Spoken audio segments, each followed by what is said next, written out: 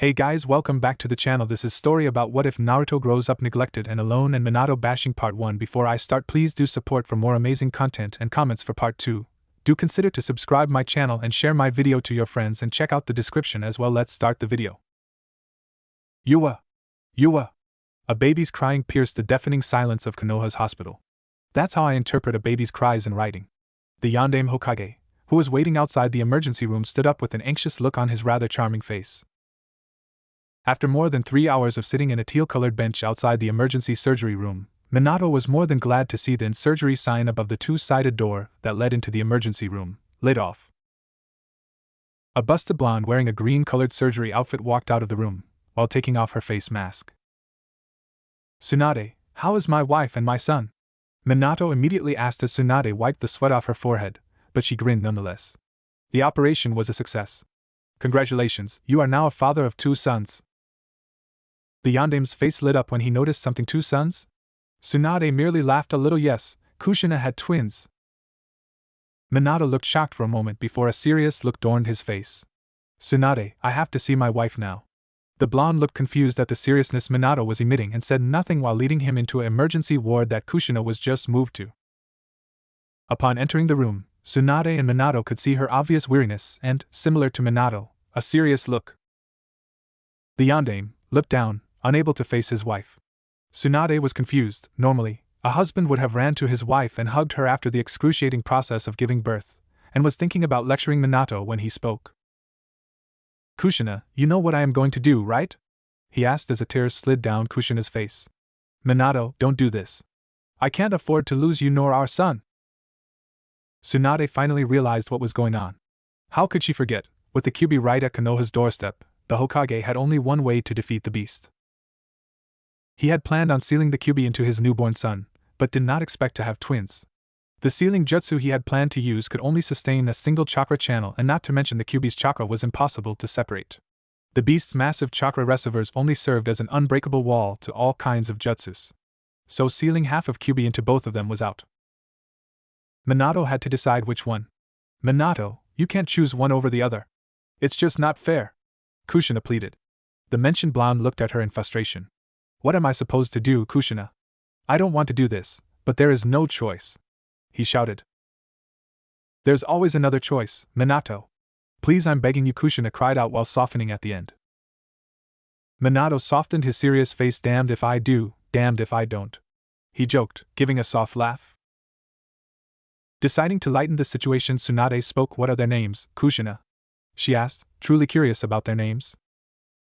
Kushina blushed in embarrassment. Well, I didn't expect a twin. But me and Minato had decided if our child was a boy, he would be called Naruto. And if it was a girl, she would be named Naruko. Minato smiled. Well, we have one of their names, what about the other? I am thinking a name of more are yet simple, he muttered while holding his chin, completely forgotten about the Kyuubi. Jin, Kushina whispered. His name will be Jin, which means virtue and benevolence. Namikaze Jin, that sounds wonderful. That shall be his name then. Minato flashed a smile. Kushina gave a sad smile to Jin. Jin, she called for humanity, it shall be your burden to carry. Minato, I understand your position. If you really require your son as a host, then take Jin.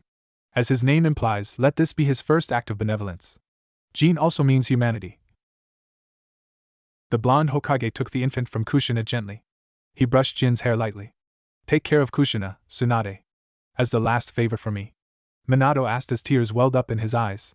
Silent tears invaded the blonde medic's eyes as she savored the last time she would see her teammate's student. Though not of the same age, they were close friends.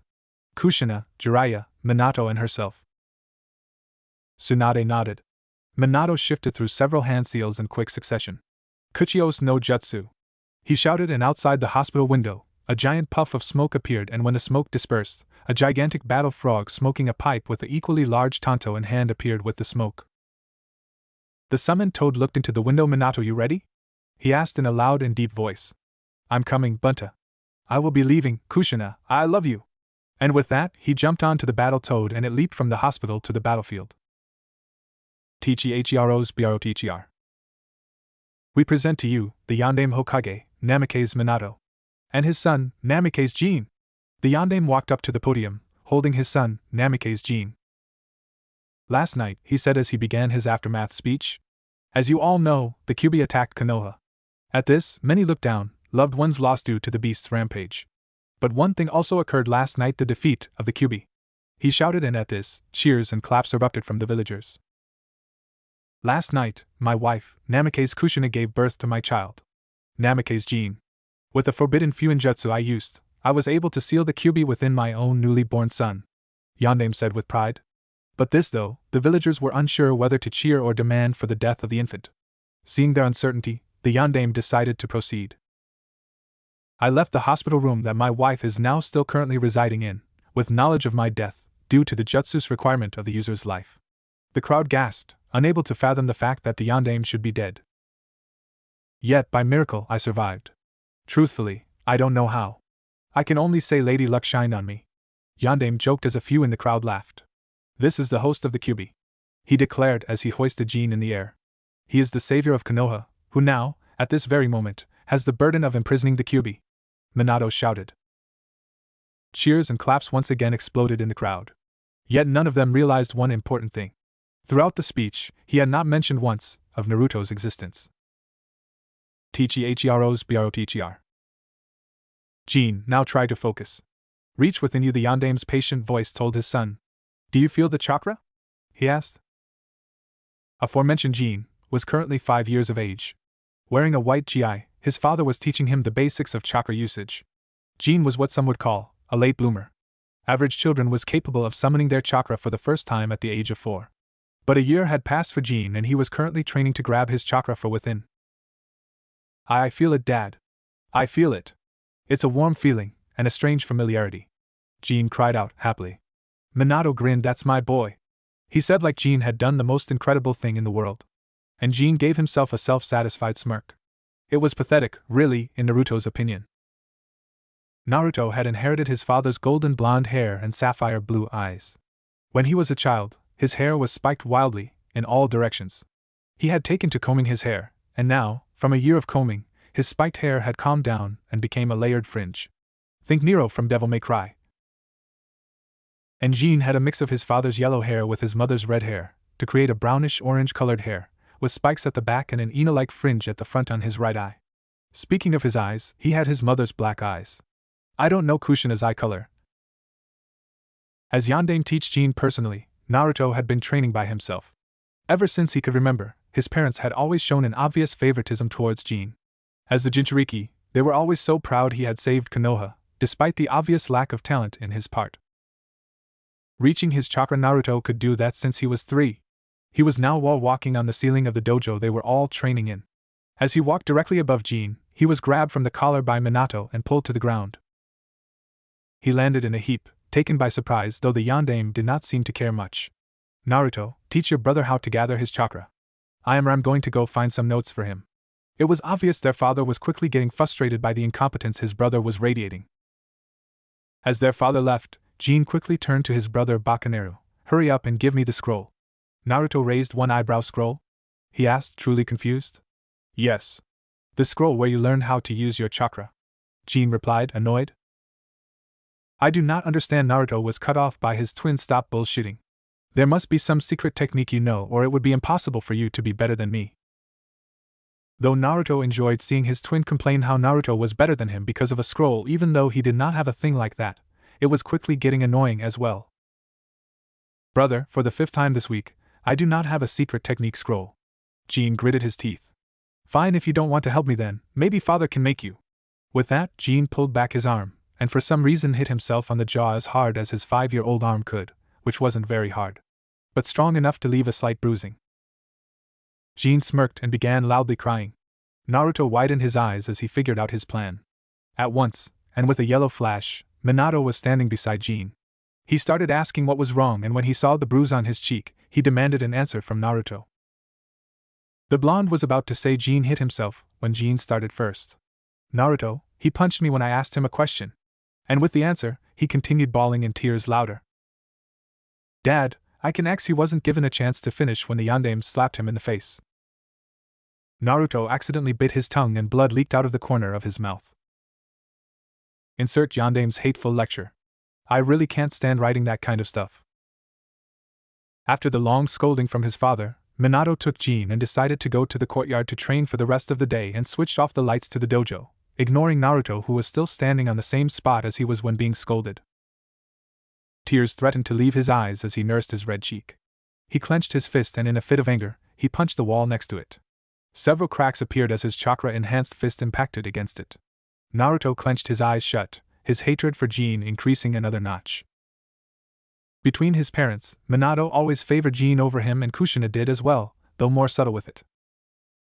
Deciding to forget about what had happened, he decided some muscle pains would be appropriate. He rushed to the leather punching bag filled with sand and began to rapidly land attacks on it. Punches and kicks, until his fists and knees had blisters. Tchiheros. It was the first day of the academy, and Jin was clearly excited about it.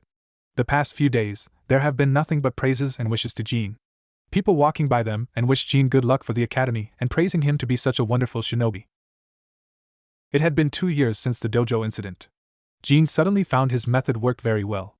Every time he hurt himself, Minato would hurt Naruto even more. Kushina always made Jin's favorite dishes as well. Only Jin's favorite dishes. Now they were walking down the streets accompanied by the yondaime and his wife. Jin was standing between Minato and Kushina as they walked side by side to him, with Naruto trailing slightly behind them. Jin was wearing a yellow shirt with a dark green Konoha symbol on the back, and cargo shorts that reached his calf with blue shinobi sandals. He had carried along a big bag with him, looking rather stupid in Naruto's opinion. Naruto himself only had a small sealing scroll strapped to his waist. It was more convenient, lighter, and doesn't look as stupid as carrying a huge bag. As they continue heading to the academy, many villagers who passed by greeted the yondaime, Kushina, and their hero son. Cheers along the streets. Naruto merely narrowed his eyes. When they reached the academy, it was slightly worse than Naruto thought. He wasn't a sociable person, and seeing the many children running towards the academy's front door made him worry a little. Immediately when they were close to the academy, Naruto could see some girls with hearts in their eyes as they stared lovingly at Jin. His brother was always the charmer, with his fame and all. Jin noticed them as well, but chose to ignore them and puffed up his chest. He loved the attention villagers threw at him. Though some would consider having a demon sealed in their belly a curse, but Jin treated it as if it was a gift from God. He always bragged about how he saved the village, fucking self-centered douchebag. They reached the academy's reception, and there the yondaime and his wife parted with their son, wishing good luck. Naruto stood a few meters away, opting to observe the place he was going to study in for the next 6 years. It was relatively big, he thought. It had to be big to occupy so many students. There was at least 50 students in each level, and not to mention the facilities like the dojo, training grounds, etc. The twins entered their first-year classroom, and immediately all noise inside stopped. Everybody stopped what they were doing and stared at the twins. Stared at Jin. After all, the legendary hero who defeated the Kyuubi was about to study in their class. Girls stared dreamily at him, while boys were just looking at him in awe and indifference. Jin walked to the second row, where an empty seat was stuck out like a sore thumb in the row of students. And he seated in it, began conversing with his neighbors. Naruto chose to seat at a more inconspicuous seat, at the back of the classroom. When he reached the last row, he noticed there was already a person in it, a sleeping boy with a pineapple-like haircut. Seating 2 seats from him, Naruto took out a book to read. It was titled Hai no Kuni, Bingo Book. Tchiheros. The next few years went by in a blink of an eye. As usual, Jin was praised for everything he did, even accidentally hitting an instructor's shoulder during kunai throwing practice. Great aim, they called it. How retarded was that? And, as usual, Naruto was always better than Jin. Heck, better than most students above their age, really. He had a full marks for all things. Ninjutsu, taijutsu, weapons, etc. And he really had to think it was unfair when his grades were swapped with Jin. Every year, at the end of the year, his grades would be swapped with Jin's. Naruto would receive Jin's mediocre grades and Jin would receive the title of first in class. It was funny how the Hokage could abuse his authority with just a snap of his fingers.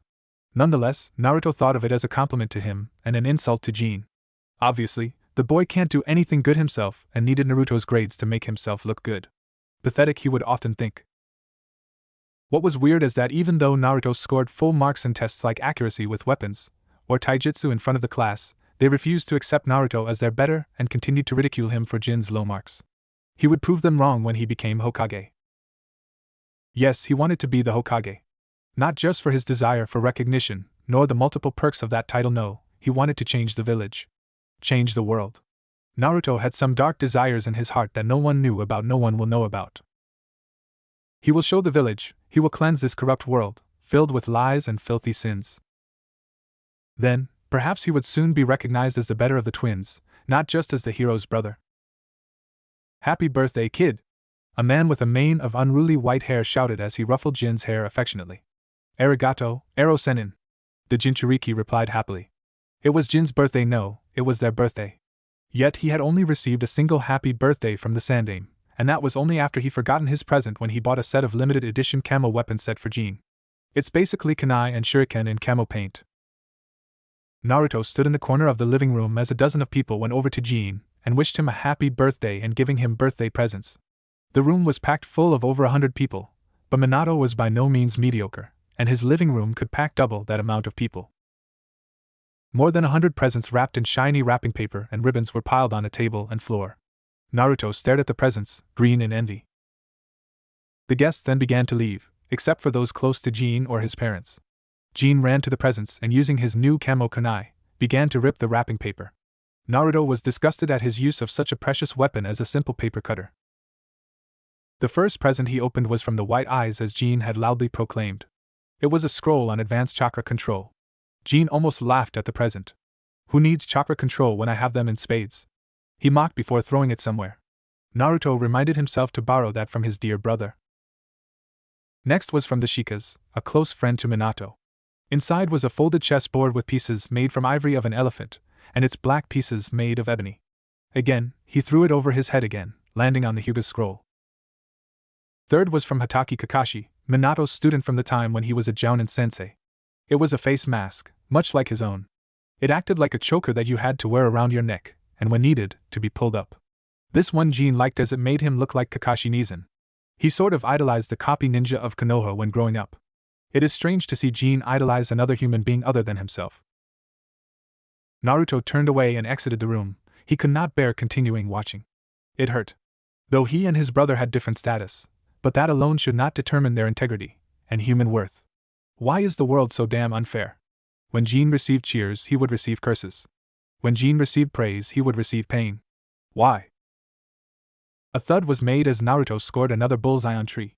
A kunai was buried halfway up the blade. The blonde picked up another kunai, but this time he enhanced the kunai's attributes with his wind chakra. He threw it at another target, this time a rock. It pierced the rock, burying it up to the hilt. After 2 years in the academy, he had borrowed a chakra element training scroll from his father's vast library. It was often in use, fortunately for Naruto, as he could sneak in oh so often and swipe some scrolls off the shelves. Jin was never a reader, he preferred hands-on practice even though he never was any good. As he continued throwing kunais after kunais at trees or rocks, he suddenly felt a presence behind him. He swiftly turned and a kunai flew and embedded itself at a tree beside the stalker. The person widened their eyes. But Naruto recognized the person. Oh, it's you. The figure walked out of the shadows. With raven black hair and the easily recognized obsidian eyes, the ever-memorable Uchiha clan symbol on his shirt, Itachi appears. What do you want? Naruto asked harshly as he returned to flicking kunais and shurikens. HNN, you are angry, Itachi commented. The fury could be seen behind Naruto's unmoving face. The blonde narrowed his eyes. What do you want? He shouted, this time pumping too much chakra in his kunai, and a small explosion occurred when his kunai hit a rock. Why the anger? And I came all the way here to give you a birthday present too. Naruto lifted an eyebrow. Present? The blonde may not think like a 10-year-old, but he is still a kid. The mention of a birthday present intrigued and excited him. Itachi flicked out something and threw it at Naruto. The blonde caught it, of course. The present was 2 beautifully crafted butterfly knives. Google for image. It was an enchanting silver with its blades longer than a normal butterfly knife. Naruto immediately opened his mouth in a woe and began doing tricks with them, flipping the blade out and flipping it in. The blade and handle are made from carbon steel, for lightweight maneuvering. Hope you like it. Itachi finished with a small smile. Naruto regained his composure and returned the knife to its handle. Thanks, he merely said. Itachi turned around and began to walk off. Naruto, my offer still stands.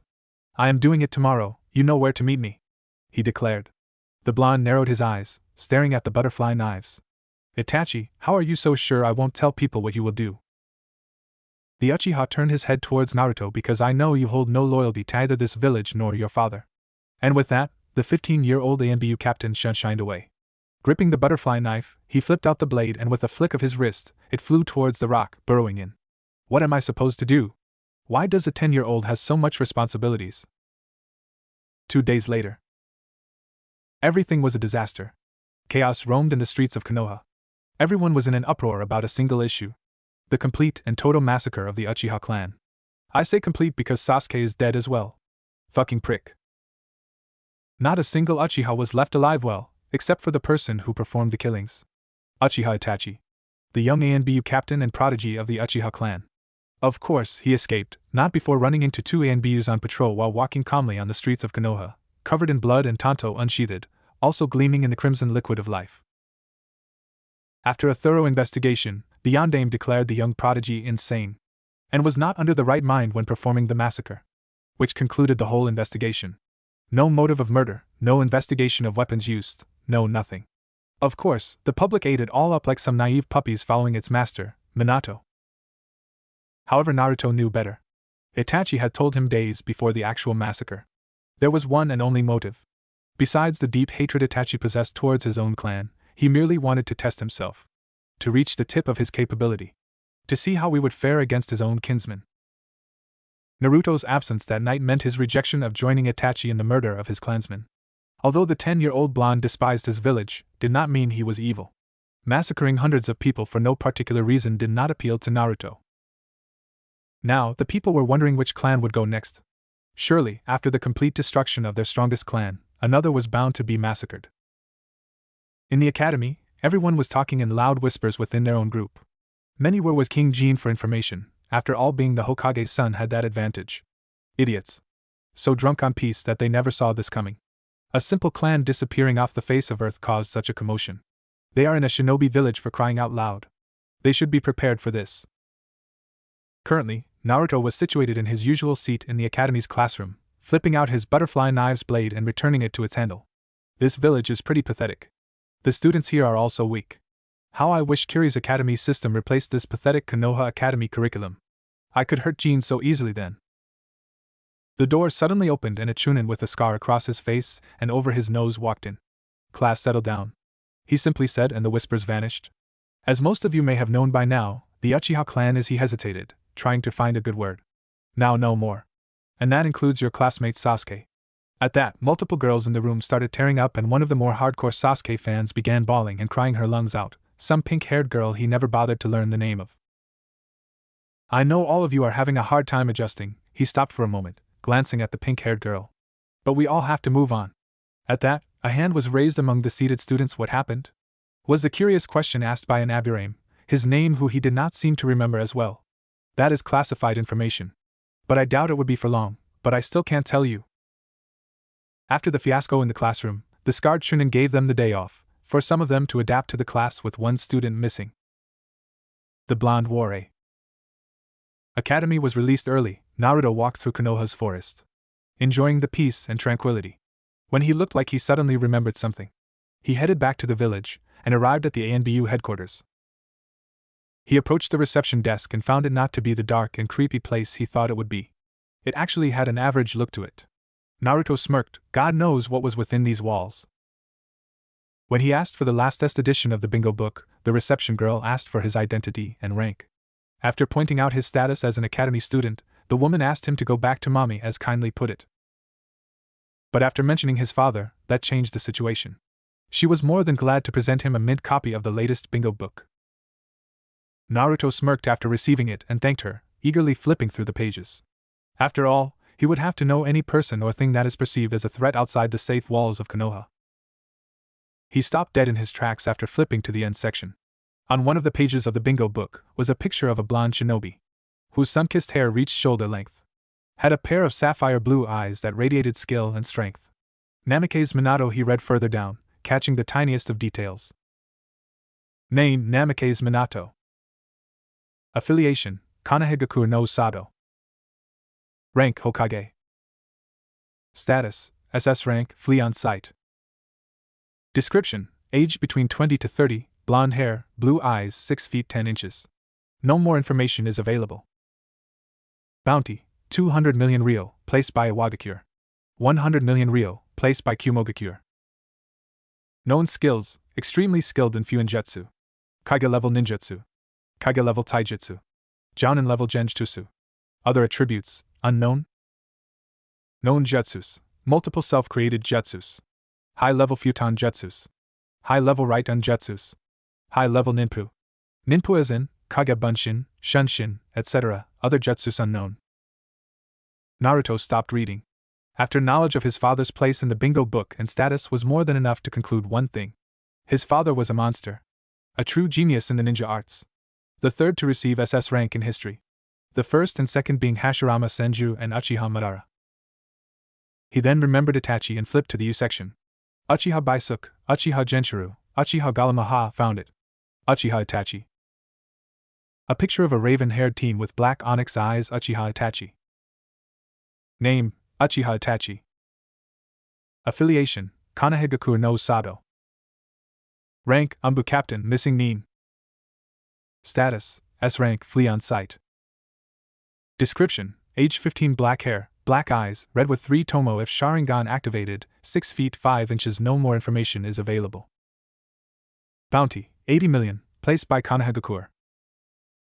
Known skills: high Jounin level ninjutsu. Kage level genjutsu. Jounin level taijutsu. Mastery of Dijutsu, Sharingan. Jounin level weapons mastery. Other attributes unknown. Known jutsus: high level katan jutsus. Intermediate level ninpu. Other jutsus unknown. Criminal act: massacring the entirety of Konohagakure's Uchiha clan.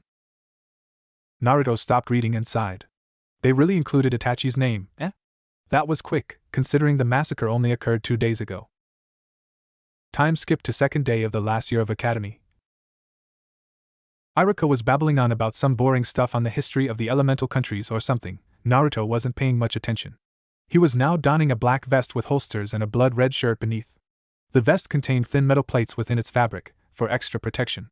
Below, he wore a long pair of khaki pants with multiple holsters and pockets as well, and a pair of black steel-toed military combat boots. His 2 butterfly knives sheathed on a belt behind his waist. He was seated on the top left corner of the class, nearest to the windows. He looked out, and stared at the blue sky and green leaves and reminiscence about the past few years. It had been 3 years since the Uchiha massacre, and the scar left on the village have not been forgotten. After all, the loss of their strongest clan, which, by the way, could not even fend off an attack from a single shinobi, hurt the village a lot. Sarcasm aside, the Uchihas were actually a crucial part of the village's security and economy. They alone purchased 20% of most ninja weapons and daily necessities. They formed up to 85% of the Konoha military police force. They were promptly disbanded as there was simply not enough people. Not to mention their eyes. All that it came down to was their eyes. Their precious, mightier than thou Sharingan eyes. Losing them was a huge setback to Konoha's shinobi forces. It was their Dijutsu that other countries feared. The Sharingan, as infamous as the clan that possessed it, was truly one of the most deadly tools in the shinobi world. It was, after all, their eyes that led the Uchiha to be one of the strongest clans during the Warring Clan period. Then again, some people were glad and pleased the Uchiha were gone. They were the Hyuga, the rival of the Uchiha clan. This is getting boring. Not going to do the whole clan wars history. Fast forward, there we go. Over the years, the few things that did not change in Naruto's eyes were the obvious favoritism towards his brother. Everyone loved him. And I mean everyone. There was simply no wrong in him. Not a single evil bone within his body. His ego was being stroked every single minute in this village. His arrogance growing every time someone praised him, even for doing absolutely nothing but living. His ego was so out of whack that it would do whatever it can to protect himself. Jin's messed up ego can do these mental gymnastics to convince himself he is awesome, when really he's just a douchebag. And the worst part, everyone is buying it. From South Park, my favorite American cartoon. Which I do not own. DH. It angered Naruto just thinking about it. Oh yeah, the yondaime had been continuing for the past 6 fucking years. Swapping Jin's grades with his. Made him like the freaking dead last. And the worst part? He couldn't do a single shit about it. He could reveal it to the village with undisputed evidence, but his father have had the village so brainwashed, they would believe anything he says. Who would the village believe? His father, Konoha's hero and Yondaime Hokage, or his lesser-known, shady son? He would sooner be crucified by the villagers than do any lasting damage on his father's reputation in his propaganda-filled village. But if there was one good trait in Namikaze Naruto, was his endurance and willpower. Endure, just endure this, he would tell himself as he clenched his fist in anger and grit his teeth in rage. Naruto would take his anger out on the training grounds surrounding the village, practicing jutsu after jutsu, utilizing his chakra elemental affinity to the maximum. Oh yes, he discovered his elemental affinity when he was 11, a year after the massacre.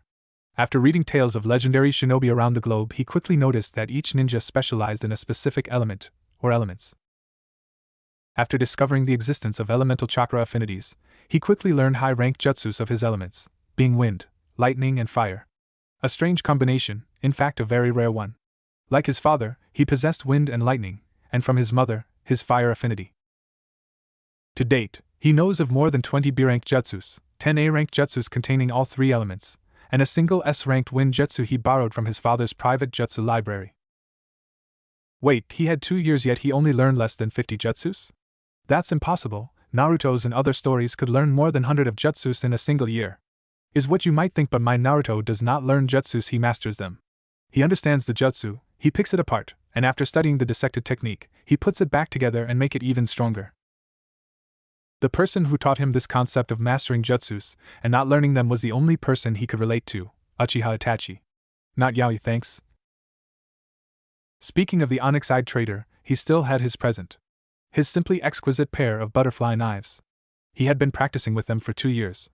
Naruto at first was only able to flip it out and flip it in 2 seconds. But after practicing, he could now do those simple actions in less than a second. It was hard, he had to admit. Every fine detail of the knife was a crucial part to the entire weapon. The pivot pins was oiled once a week. The edge was regularly sharpened and the handle polished. The latch, which was used for locking the knife and holding it closed, was replaced with a seal that utilized a mental command from Naruto while he held the knife to lock or unlock it. But the most change to the knives were the kanji he had carved on the blade. A small kanji for Itachi, on the left blade, to remind him of the first person who gave him his first present. And the kanji for Sin, on the right blade, to remind him of the first sin dealt to him by the villagers and his family. After years of practicing, he noticed the knife could channel chakra as well. Well, all weapons can channel chakra, but somehow the butterfly knives was able to purify the chakra channeled, shaping it to have a sharp edge and then surrounding the blade itself. Naruto wondered whether Itachi knew of this. Bah, who was he kidding? Itachi would not give a mundane a gift as regular butterfly knives. In conclusion, it was an average 3 years for Naruto, which brings us to now. Jean was, as usual, surrounded by half the class and all the girls in the student population. Bah, fangirls, nothing but delusional, hormonal little harpies. They had no idea who Jean was, yet claimed to be his one true love, and actually thought that he secretly loves me but is too shy to admit it. There is no bigger bullshit. They were unbelievable, and like Jean, they believed he was the best. He was awesome when it is so painfully obvious he is a little. Naruto could still remember that day. It was a few months ago. During a taijutsu-only spar, the teacher in charge put Naruto against Jean, in hopes of the hero showing off his skills to his dead last brother. But boy was he wrong when Naruto simply sidestepped and tripped Jean with his feet when said boy rushed towards him, throwing a wild punch. Naruto laughed mentally as he remembered what happened. When Jean was running towards Naruto, all the girls was going kick his ass. Or Jean, you are so cool. And even let me have your babies. From one girl who actually wore an I Love Jean t-shirt. And when he tripped him with a slight movement from his feet, they all jeered and booed, screaming for Naruto's head, saying he cheated and it was not possible Jean lost, though it had already happened 15 times that month. Naruto did not bother counting the number of times he kicked his brother's ass. Yet how he still acted like a pompous ass was beyond Naruto. He smirked at Jin's direction, thinking of his bruised face from the last time Naruto punched him during their taijutsu spar, tired of the same old routine which included Jin running at Naruto, every single time, Naruto tripping Jin, every single time, and everyone shouting he cheated, every single time. Somehow, Jin caught Naruto looking at him, and for some insignificant reason decided to walk over to Naruto, with his little gang following him. Hey dope, Jin started, smirking. The rest behind him laughing, and some spotted the same smirk as Jin. Naruto closed his eyes, sighed heavily and looked back at Jin. What do you want, brother? Jin looked angry at that dope. Don't call me brother, you don't deserve me as your brother. Naruto merely continued staring at him with indifference. His brother narrowed his eyes. Stop looking at me, he demanded, and Naruto, simply hoping he would just leave and stop bothering him, complied. He looked directly in front, seemingly ignoring Jean.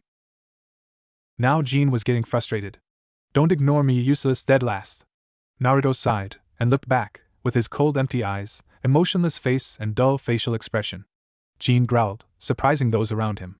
Why you dope d dead last? Don't you give me that look, you useless waste of space. He stuttered and shouted in anger. Seeing his little outburst had no effect, he decided to taunt and provoke Naruto, knowing he could not do anything, knowing that his father would make sure Naruto could not do anything. TCH, hey, you guys know why this piece of trash is the dead last? He asked the people behind. 'Cause he's useless? Because he is an idiot? Because he is retarded? Several suggestions shot out. Jean shook his head. No, it's because Naruto doesn't have a mommy and daddy, do you? He mock cried at the end. Naruto raised an eyebrow at that. This was new. You may be my brother, Jean started, but you sure ain't my parents' son. You must be fucking adopted.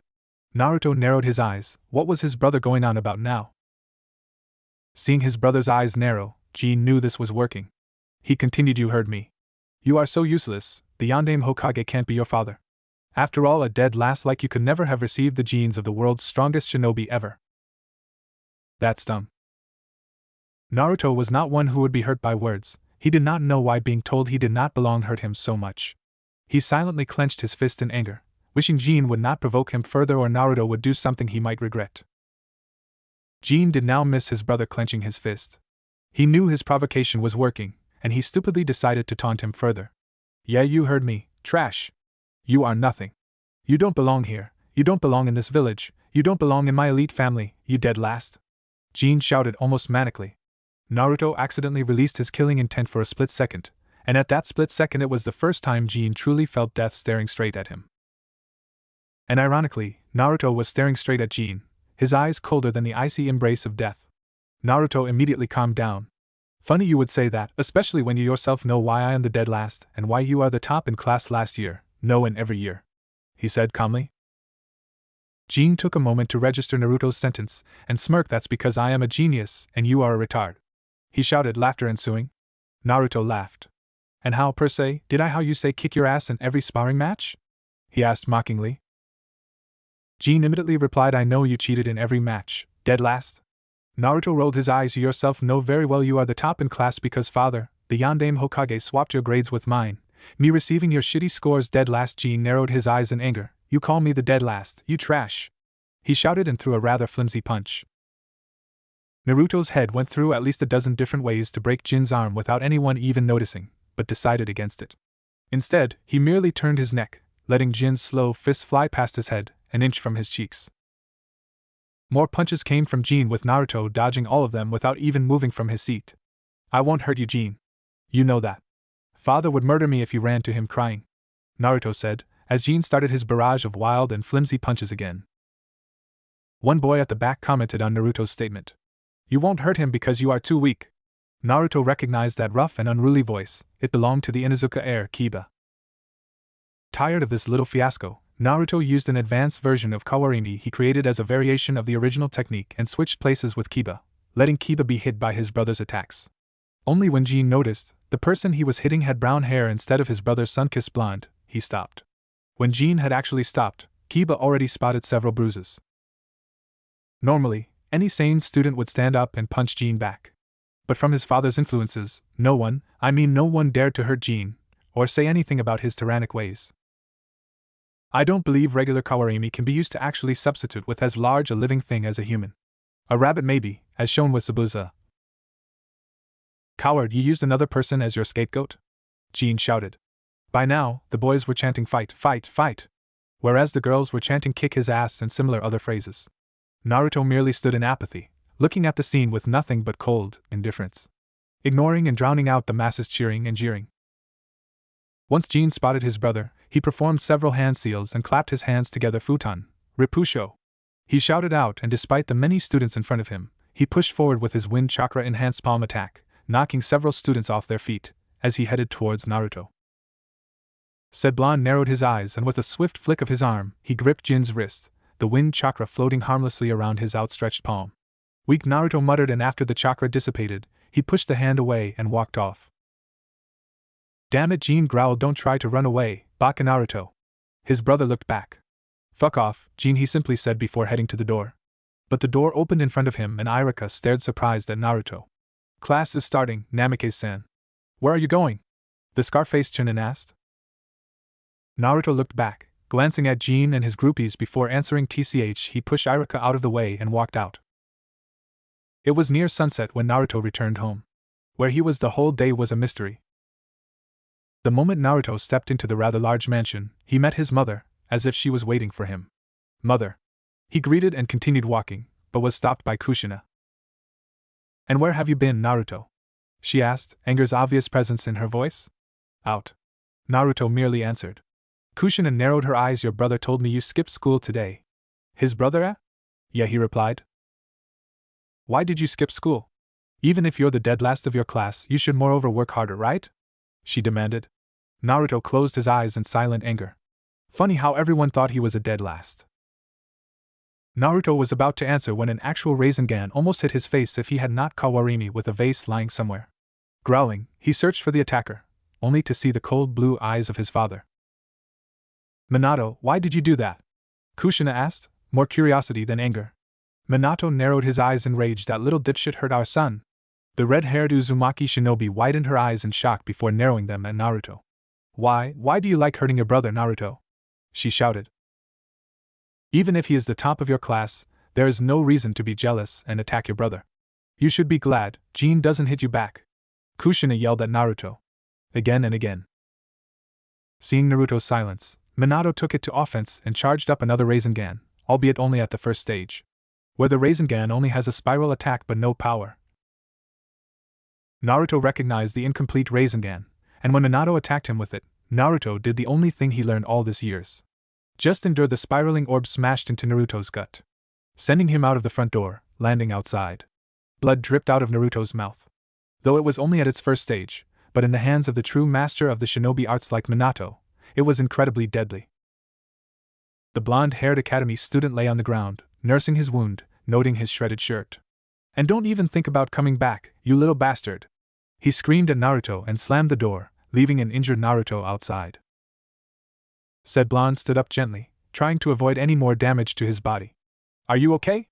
Naruto widened his eyes, and jumped back, pulling out a kunai at the same time, only to see a middle-aged man standing where he stood.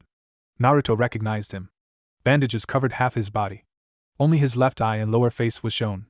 A cross-shaped scar downing his chin, and a black sling held his supposedly crippled right arm. What do you want, Danzo? What do you want, Danzo? The question hung in the air in an awkward silence.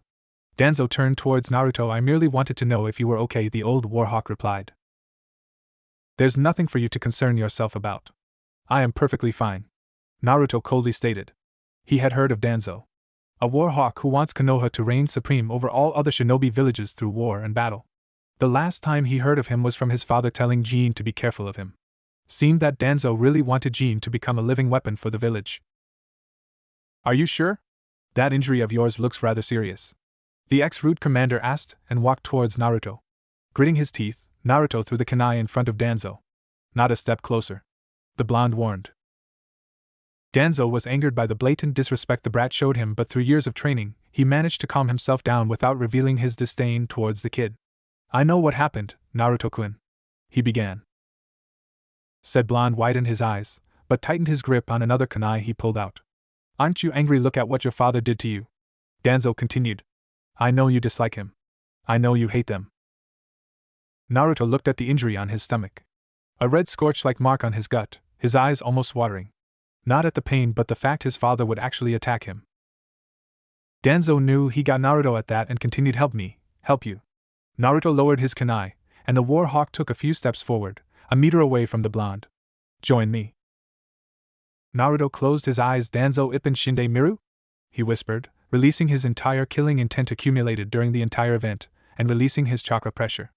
Only now, Danzo realized how fearsome was this 13-year-old academy student. Naruto was no fool. He knew the risk of provoking Danzo like that. He was in fact an ANBU commander, albeit retired. But still, he continued. Do you believe me to be stupid? If you do, then you are no better than the rest of the idiots in this village. I will not assist you in your pathetic attempt at ruling this village," Naruto shouted. Danzo narrowed his eyes, seething in anger. "Do not mock me, boy. I can easily snap you in two like a toothpick if I choose to." Naruto narrowed his eyes in return. "And do not assume you know me, Danzo. Do not even think for a second you understand me. And never try to fool me again, or I will hunt you down, Danzo. I will hunt you down and gut you. Namikaze Naruto is no one's slave!" Naruto screamed, glaring at the other with all the rage he could muster. Said Shinobi recoiled at his threat. "This is not over, brat. No, this is far from over," he threatened and promptly disappeared. At his disappearance, Naruto let out a breath he did not even know was there. Sweat matted his brows. That was close. Very close. Danzo could have killed him right there. The only reason he did not do so was because Minato might have come out angry that Danzo was going to stain the house's front steps. The blonde student kept his kunais. Glancing back at the house, he decided to stay out for the night. Let the folks cool down. They always do. His parents would either forgive him or forget about the whole incident altogether. Most likely the latter. Looking at his supply pouch, he noticed his ninja tools were running low, so Naruto decided to pay the local ninja weapons shop a visit. Walking down the streets, he noticed it was much quieter than when he walked with his brother. When walking along with Jean, there would be whispers, greetings, and he always had to stop every minute for some random person to shake hands with Jean. Said Jinchuriki, of course, relishing in the attention. Now, the people did not notice him. To them, he was just another person on the streets. Naruto found it to be refreshing. Away from all the noise. Something caught his eyes, though. It was a jutsu shop. Curious, he had never known there was a shop selling jutsus. Walking in, he found it to be quite spacious, though its shelves neatly contained jutsus, categorized according to rank, type, and element. It was filled with customers as well. From academy students, to jounin even, all looking at the many technique scrolls. Amusing himself, Naruto decided to explore the newly found store. Walking towards the fire jutsu section, he found several basic techniques only, much to Naruto's distaste. Katon and in Katon, Gakkaku the highest he saw was only a Katon, Ryuka. How disappointing. Though none of it was good, it was fun to see so many different techniques, even if many of them were absolutely useless. Then Naruto reached the taijutsu section. It was a small section, it only contained less than a dozen styles. Some of them even more useless than the academy's style. Well, Naruto did not need any of the styles here though. He already had the 5 elements style. The 5 elements style contained 5 different variations of it. Each named after one of the 5 elements: fire, water, wind, earth, and lightning. Each required a specific style of fighting. The fire stance used strong barrages of attacks that kept the enemy busy in order to deliver a powerful and fatal attack when a chance was given. The water stance used fluid and flexible motions to flow around the opponent's attack, using their own force against them. The earth stance used rigid and heavy defense, which led to the attacker more hurt than the user. The wind stance used constant movement around the enemy to deliver swift punches and jabs. The opponent would most likely wear themselves out before the user needed to strike the final blow. The lightning stance used quick, precise, and fatal strikes to a single area, leaving the opponent either in a whole lot of pain or heavily injured. Out of these 5, Naruto only managed to master the wind stance. He had the basics of the lightning stance down, and a brief knowledge of the fire stance. End of taijutsu explanation. Now where was I? Yes, Naruto left the store and headed towards the weapon shop, deciding not to be distracted after noticing night nearing. When he reached the weapons shop, he was glad to still see other customers as well. After browsing through the shop's stock, he noticed the weapons were of rather low quality. But fair enough, its price was ridiculously low. It was as if they were made for simple distraction and traps. Now the higher quality weapons were at the back. He picked up a shuriken, felt the edge and weighted on its hands. Now this was a weapon. A few more adjustments and the shuriken could be used to end lives. Among the pile of randomly stacked weapons, he took a decent amount of what he needed and put it in the basket he picked up after entering. As Naruto headed further in, his eyes began to widen considerably. This place was where the highest of the highest quality weapons they had stocked. He picked up a kunai. Its weight was incredibly light, but the metal glinted in the light, promising pain if he were to touch the edge. This kunai was most likely used for throwing. Naruto picked up another kunai. This one was heavier, and the blade was longer than the other. This was used for melee combat. How he wanted these weapons, but knowing the little allowance his parents gave him, he could only afford what he had in his basket now. Then an idea struck him. A dozen different scenarios ran through his head. 5 plans formed, 30 over possible outcomes perceived. Naruto smiled. Tonight would be exciting. Night came and beams of moonlight broke the heavily clouded sky. Naruto stood on a tree observing the store. The store owner, a burly blacksmith, closed the shop and headed home for the night. The blonde looked around. What he was about to do was dangerous. Silently, he crept towards the back door and pressed his back towards the wall. Cautiously, he gripped the doorknob. Sending chakra into the doorknob, it melted because of the fire elemental chakra.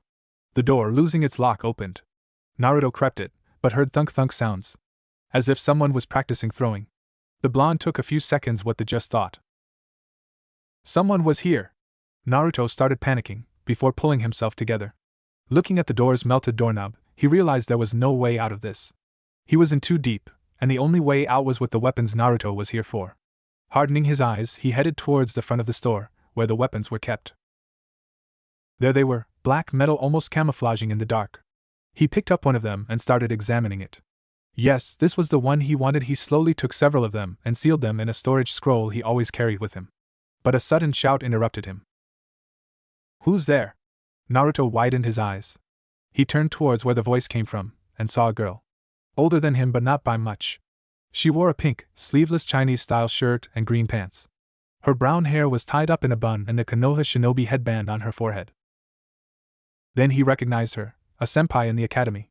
A year older than him and graduated. Why was she here? Don't tell me her father owned this place. Who's there? She repeated. She saw my face. Oh no, oh shit, oh crap, she cannot tell anyone. Naruto stood up and walked out of the darkness. She will not tell anyone. Naruto swiped out his butterfly knife and flipped out the blade, before reappearing behind the girl, knife in her throat. Shock and surprise on her face as the girl fell down. Blood gushing out of the open wound as Naruto ripped out the knife. No sound was made, and after staring at the bloody body for a minute, Naruto finally realized what he had done. He collapsed, kneeling down. Naruto's legs no longer able to support himself. His eyes widened and mouth agape. Only survival instincts keeping him from yelling in shock and fear. Naruto glanced at the bloodied knife and back at the body. Realization kicking in. He took a life. He stabbed her throat. That night, Namikaze Uzumaki Naruto for the first time in his life, killed. Morning arrived. Naruto had been so in shock he did not even take what he came for and left. He returned to the family's mansion and entered the house. Kushina was already up making breakfast for the family, and Naruto merely walked by her. She saw him but didn't say anything. She must have forgotten. The blonde entered his room. Still shocked at what happened last night. He killed a person. Killed, and strangely, he felt no regret. In fact, a small, tiny part of him enjoyed it. Enjoyed the sound when his blade entered his victim and the satisfaction of killing. Naruto took out his butterfly knife, still stained with last night's blood. He quickly wiped the blood off. No one must know. That morning, Jin and Naruto went to the academy as usual. His brother had acted as if nothing had happened. Naruto was content with that. The last thing he needed was Jin all in his face about yesterday. As usual, villagers came and shook his hand, greeting Jin. Aforementioned Jinchuriki grinning in pride, arrogance, and the same higher-than-thou look on his face. They reached the academy on time though, despite the many distractions along the way. And like every other morning, Jin sat at the right side of the academy, and Naruto on the top left.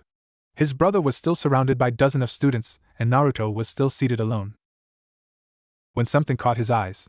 The dark, slightly violet hair. The pale creamy skin. The white, almost pupilless eyes. Hyuga Hinata. The one person Naruto actually liked in the whole village. No, not like. More like he had a crush on her. Naruto blushed at the thought of his crush. Anyways, as she entered the classroom, Hinata noticed something. The love of her life, Jin. That's right. As hard as it was for Naruto to admit, Hinata simply adored Jin. The look in Hinata's eyes whenever she caught a glance at him, the blush that laced her cheeks every time Jin looked at her. Naruto hated it. Why did the only person he liked had to love the pampered little bastard that was his brother? That really hurt him. Knowing how his crush loved his most hated person. The heartbreak he felt when he learned of this was almost unbearable. But he coped. Life was not fair. That was what he learned after 13 years of living in this shithole village. Hinata walked to Jin, still blushing and stuttering as she talked to him. Jin caught Naruto's glance at Hinata. Oh, he knew.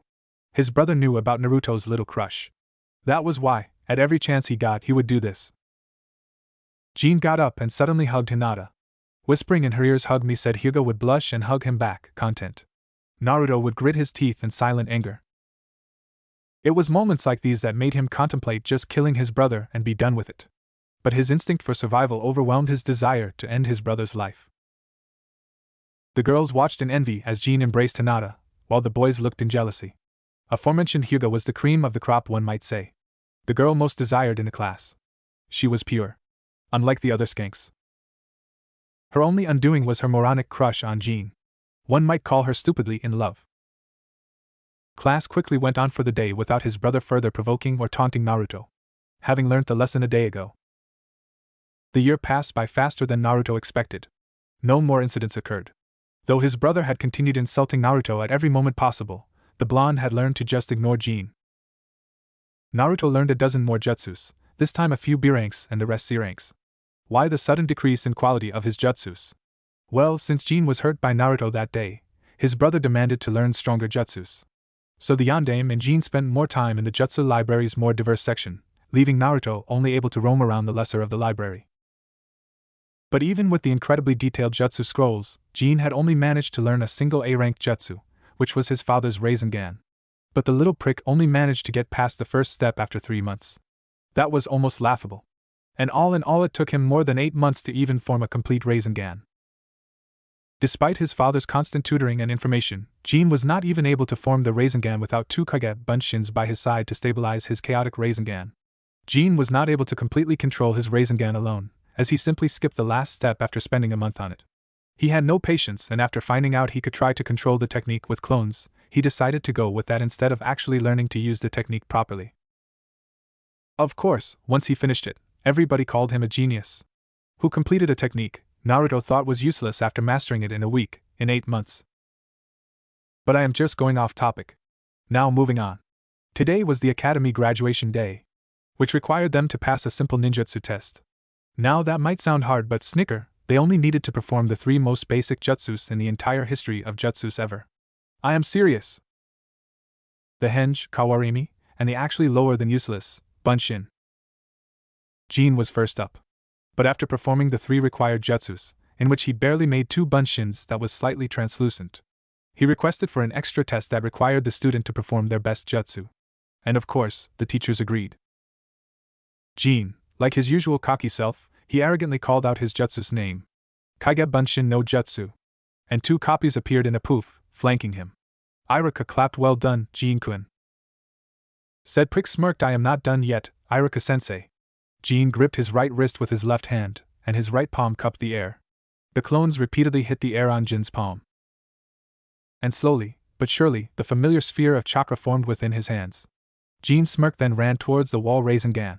He shouted and slammed the orb of chakra towards the wall. With a little BM, a crater found itself on the wall with a few cracks. Iruka's mouth was agape, eyes widened. Everyone else in the class was the same. Except for Naruto, of course. He spotted so many mistakes with that technique. First off, it took too long. 20 seconds approximately. With that much time he needed, the enemy would already be able to calmly walk towards Jean and slit his throat. Jean was also slow. Running towards the enemy with such a slow speed would only result in the enemy using kawarimi or some other escape jutsus. But the results were shocking to say the least. Though Naruto hated to admit it, Jean pulled off a perfect Rasengan. Albeit the method used was a little idiotic, but the end result was a powerful and destructive attack. Smirking at Naruto, he arrogantly yelled out, "Beat that loser!" At that everybody snickered, knowing that there was no way the dead last would be able to show Jean up. Naruto was actually going to just try to be as normal as can be. But when Jean taunted him like that, Naruto just wanted to shove Jin's own Rasengan right up his ass. But he was not going to do that. Instead, he would do this. Naruto reappeared in front of Jean. "You asked for this, brother?" said Blonde smirked, and the familiar light gust appeared again. In a split second, a perfect Rasengan was floating an inch above his palm. Jean paled, shocked. How? Naruto chuckled but did not reply. "Let's see me beat that as you mentioned. Let me show you the one thing our father had never been able to do," adding an element to the Rasengan. Jean widened his eyes at that.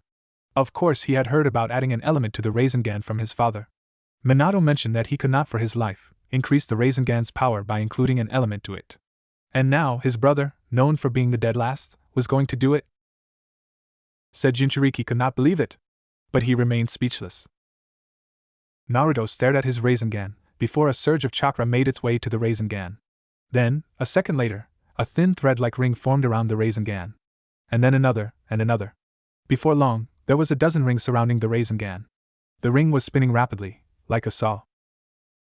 Like an atom, but except the central nucleus one sphere, it's bigger, and it's the Rasengan. The blonde started explaining what in the world he just did. This is one of my prototypes. I admit I have not finished the actual thing yet. But this may be the closest thing yet. Reaching calmly towards the wall, opposite of Jin's Rasengan ruined wall, he slowly made contact between the wall and the sphere. Before the whole class' eyes, before the wall even touched the orb, it was ground into fine dust. It is hard to explain it in words, but from the way I visualize it, I assure you, it looks pretty fucking awesome. Before long, there was large smooth crater adorning the wall. Of course, it could be much more powerful, but I would not risk destroying the whole academy just to beat that, as Jean put it. Everyone looked like the person from the painting The Scream mouth agape, eyes shocked and surprised. But Jean looked on with contempt, pure hatred and disdain in his eyes. And Naruto did not realize the severity of his actions. The academy released the students early after the genin exam was completed. They had to collate the results and determine team assignments. Seeing nothing to do, Jean returned home together. Naruto, not wanting to show his brother his training, went along with it, knowing that if Naruto said he was going to train, there was no doubt Jean would follow him. On the way home, Jean had to barely repress the cocky smirk on his face. Naruto unknowing of his brother's agenda.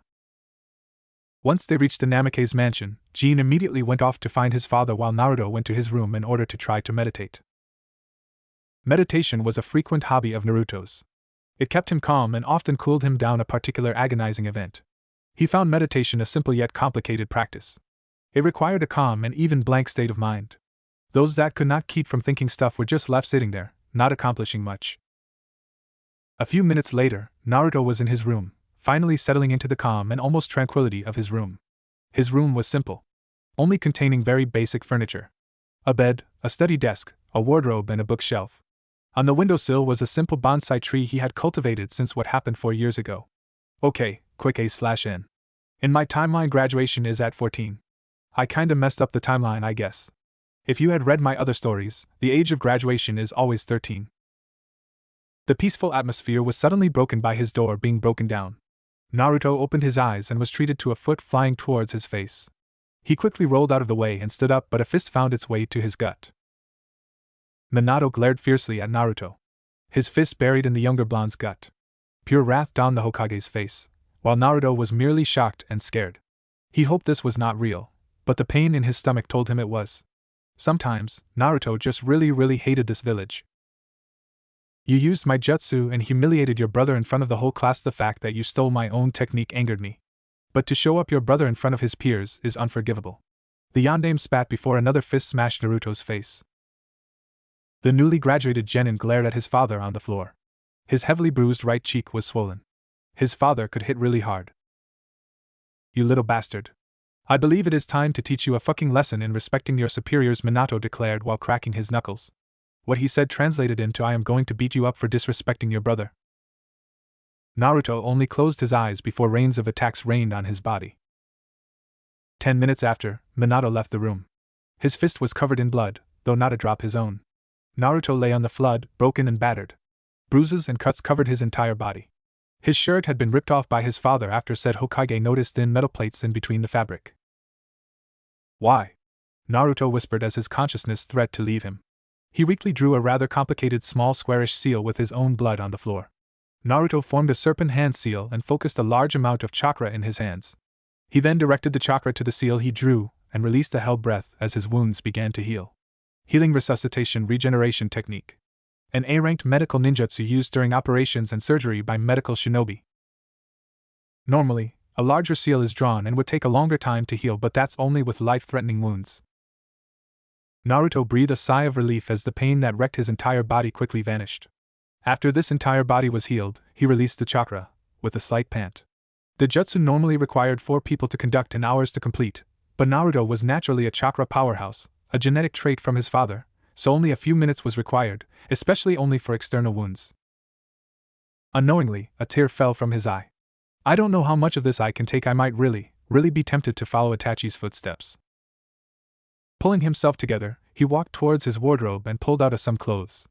Looking at this pants, he decided to change his blood-covered clothing. Naruto changed into a black shirt with a high collar that had long sleeves on the left and regular sleeves on the right. He strapped a hidden blade holder on his left wrist, concealed by the long sleeve that covered his entire left arm. Hidden blade from Assassin's Creed.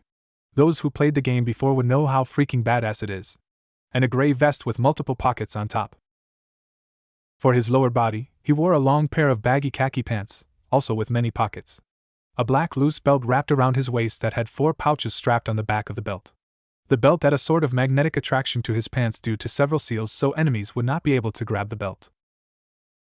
He also wore a comfortable pair of black, military combat boots. It was steel-toed and had a sleek kukri knife in his right boot. The kukri knife has a curved blade, mostly used close combat, or even as a throwing weapon. In the hands of a ninja, it can be severed as a decapitation tool. The curved knife providing easy cutting into the rounded neck of the victim.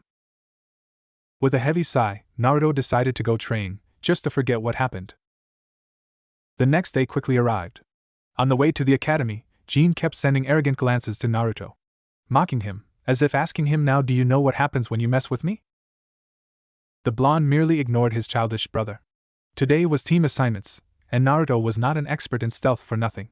He snuck into his father's office and took a long glimpse at the list. He noted the people he paid special attention to.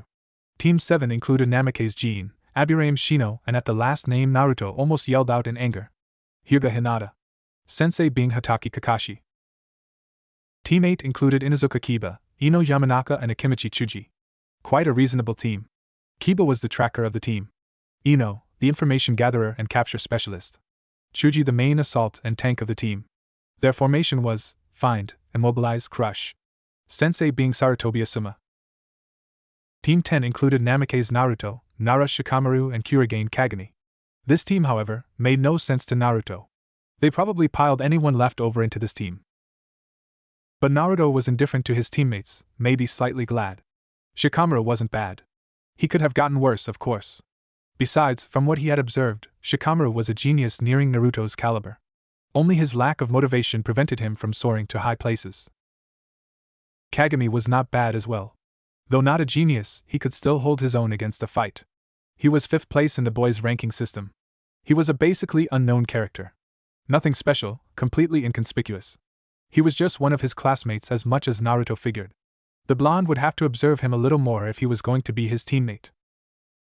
Just so you not be confused, let me explain the ranking system. Jean was 1st, 2nd being Shino.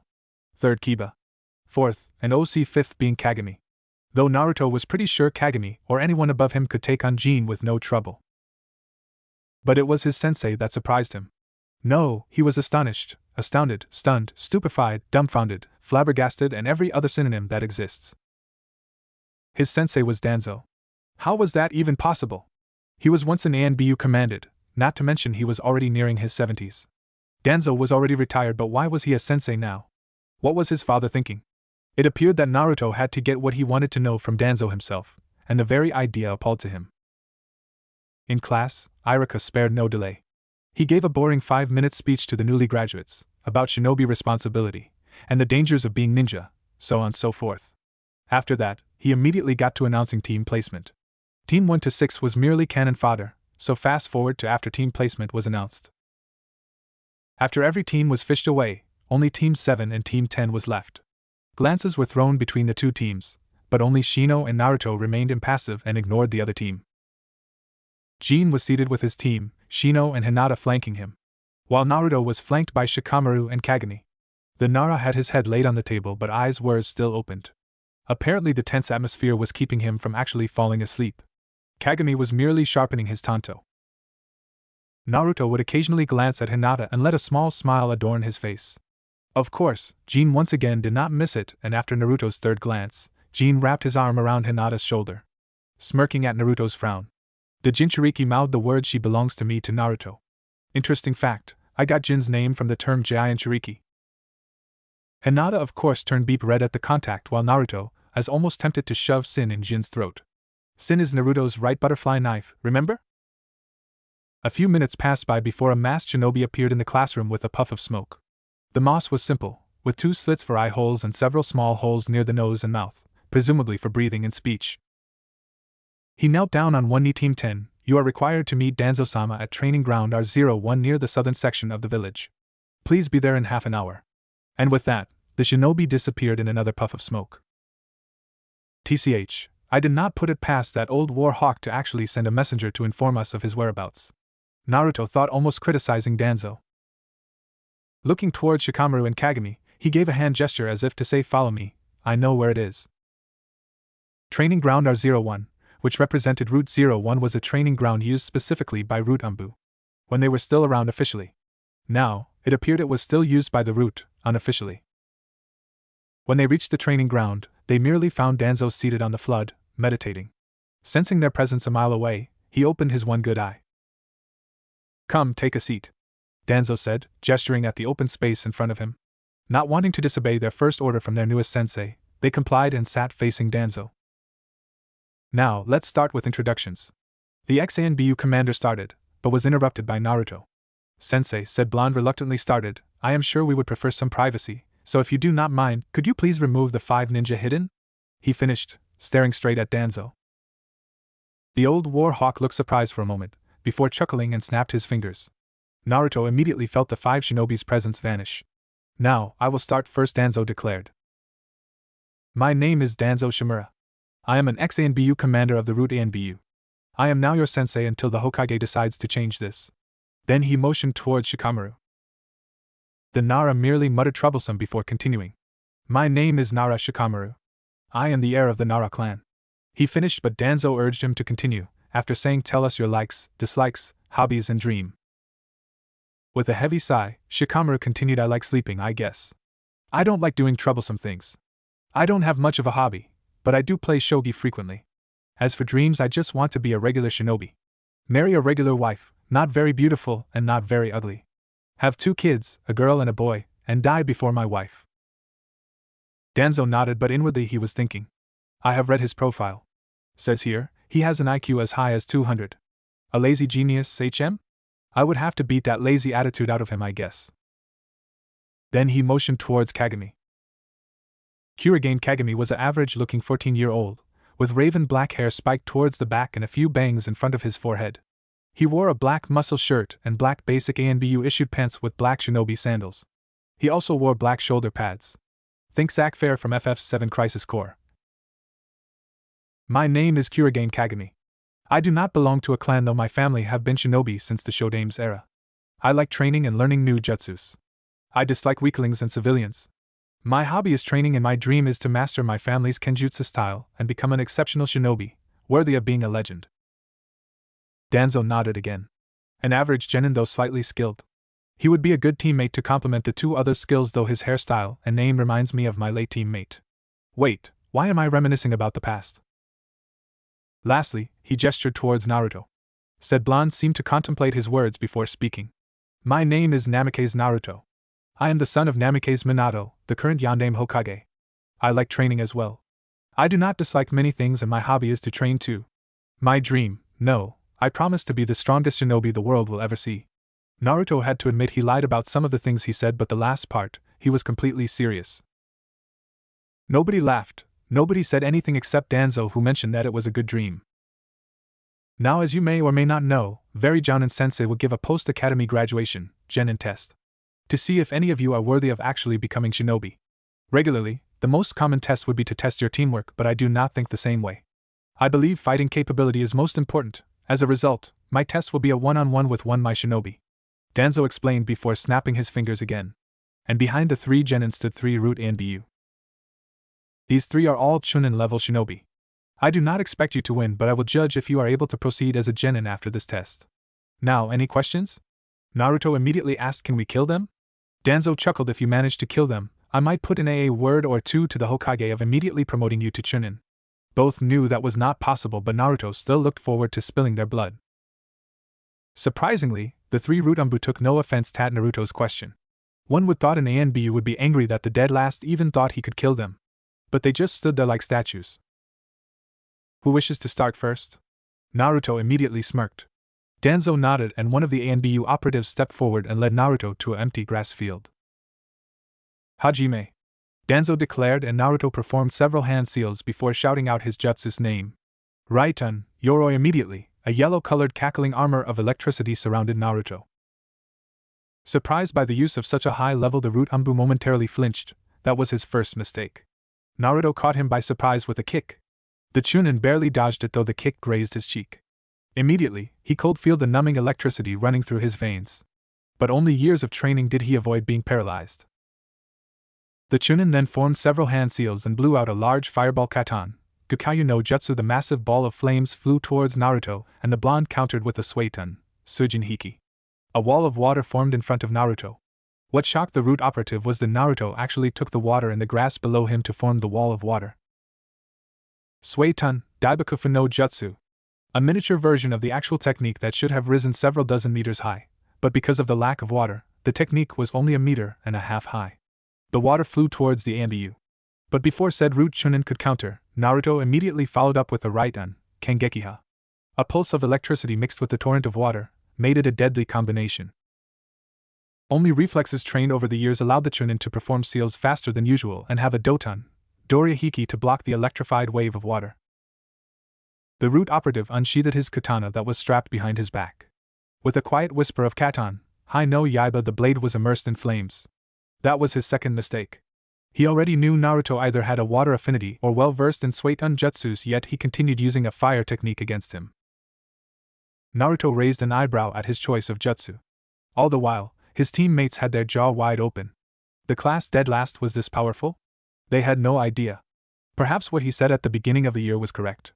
Did the Yondaime really swap Jin's grades with Naruto? Danzo was also immensely surprised but did not show it outwardly. He knew Naruto was talented and even gifted, but to think it was to this extent with his training, Naruto could be even stronger than Itachi. But he frowned at his own lightning jutsu. The Raiton, Yoroi, was supposed to grant the user light speed reflexes. Yet he could never attain that type of mastery over this technique, no matter how much he practiced. The root Chunin eyed his opponent before charging forward, fire sword in hand. Normally, the Hai no Yaiba technique allowed the user to form a blade of fire with nothing but chakra. But coupled with an actual sword, the potency of the jutsu was doubled. Naruto smirked at the simplistic way the Chunin attacked him. Forming several hand seals, Naruto yelled Futon, Kaze Taiku, wind resistance, and suddenly the Chunin felt a force pushing against him. It wasn't blowing him away, but as if something was preventing him from moving forward. It took at least thrice the effort to move forward. The blonde grinned and formed several hand seals. Futon, Tempesta no Mai, Dance of the Tempest. And a second later, dozens of wind blades appeared all around the battlefield. The next thing the Chunin knew, they were all flying at him. He tried to jump away, honest. But Naruto's wind resistance jutsu kept him on the ground, and the next moment, the root Umbu's blood bathed the green grass. Naruto let out a sigh of relief. Before panting a little, using 3A ranked and 3B ranked ninjutsu was a little exhausting. He heard clapping from Danzo. Said Warhawk was grinning almost manically. Absolutely amazing. Incredible. Just incredible. I was not lying when I said my shinobi was Chunin ranked. And from what I have just seen, Naruto, you might even be Jounin level. Said Blonde stared at Danzo for a while, deep in thought for a second, before walking away and joining his teammates. Though he stopped halfway. I believe he at least deserves a proper burial. Naruto mentioned before forming several hand seals Doton, Tsuchi no Mai So, earth burial, the ground around what was left of the root Chunin wrapped around it, and dragged his remains below ground. He then sat down with his teammates, unaffected by their stares and awestruck looks. Next Danzo merely said, and another of his ninjas stepped forward. This time, Shikamaru stepped forward and they were led to another field. Hajime. And the battle started. Neither moved. Both looking at their opponents, trying to find a weak spot in their stances. And after a minute of the stare-off, Shikamaru grinned. He threw several kunais and shurikens at the Chunin, at the root operative countered with his own projectiles. The battle unofficially started and both the Chunin ran towards the Nara. Unsheathing a tanto similar to the late root Chunin, he prepared to slash Shikamaru. The Nara merely dropped a smoke bomb which burst into large quantities of purple-colored smoke, and jumped out of the way before an explosion rocked the field. The smoke quickly cleared and the root Chunin was revealed.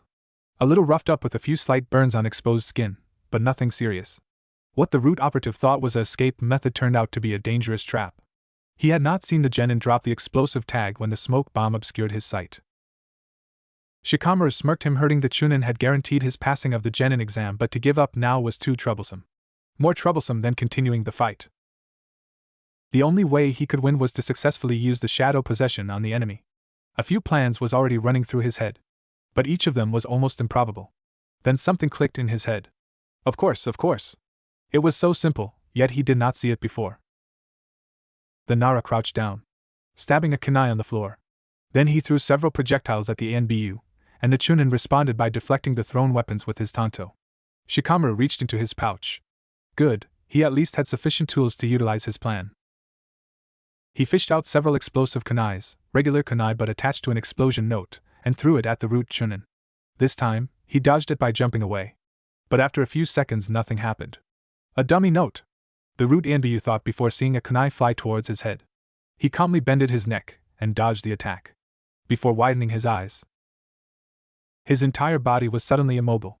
He looked towards his shadow, immediately concluded that he was somehow caught in the Nara clan's famous shadow jutsu, and he was right. A thin strand of shadow was connected between Shikamaru and the ANBU. How? Naruto smirked as did Danzo, but Kagami looked confused. Shikamaru's plan was simple. When he stabbed the kunai into the ground, he did not do it just for nothing. The Nara discreetly activated the shadow possession technique and he enveloped the kunai with his shadow. Then he threw several kunai and shuriken at the ANBU to make him think the unskilled genin could only throw projectiles and nothing else. Before pulling out the explosive kunai. That was the epitome of his plan. He threw those kunai in order to force the Chunin into another position, as well as to distract him. As the technique he was going to use needed a clear straight path with no shadow hindering. With a few seconds of distraction, Shikamaru found an opening. He plucked out the shadow-imbued kunai from the ground and threw it at the root Chunin. A strand of shadow was connected to the kunai's shadow and to Shikamaru's shadow as it flew to the root operative. And just like he predicted, the root ANBU believed the kunai was as poor effort to injure him while distracted, and merely bend his head to dodge it. That was when the strand of shadow connected to the ANBU's own shadow. Kage kunai main no jutsu success. Shadow kunai possession, Shikamaru declared smirking. I can't believe I was caught in that shadow jutsu. No, it was not luck. It was a plan that used my own arrogance against me. This kid is a genius, the ANBU operative thought while mentally praising Shikamaru. Normally, this would be where I defeat you, but Shikamaru started. But that'd be too troublesome to do, so I give up, he ended while releasing the jutsu. He stood up and walked back towards his teammates. Danzo looked pleased. Though the young genin had not defeated his ninja, it was still quite an accomplishment. Nara Shikamaru pass. Next, Danzo said, and the last root Chunin stepped forward while Kagami unsheathed his tanto. Seeing the genin take out his sword, so did the root Ambu. Upon seeing his opponent's tanto, he immediately kept his tanto. The root Chunin raised an eyebrow but did not say anything.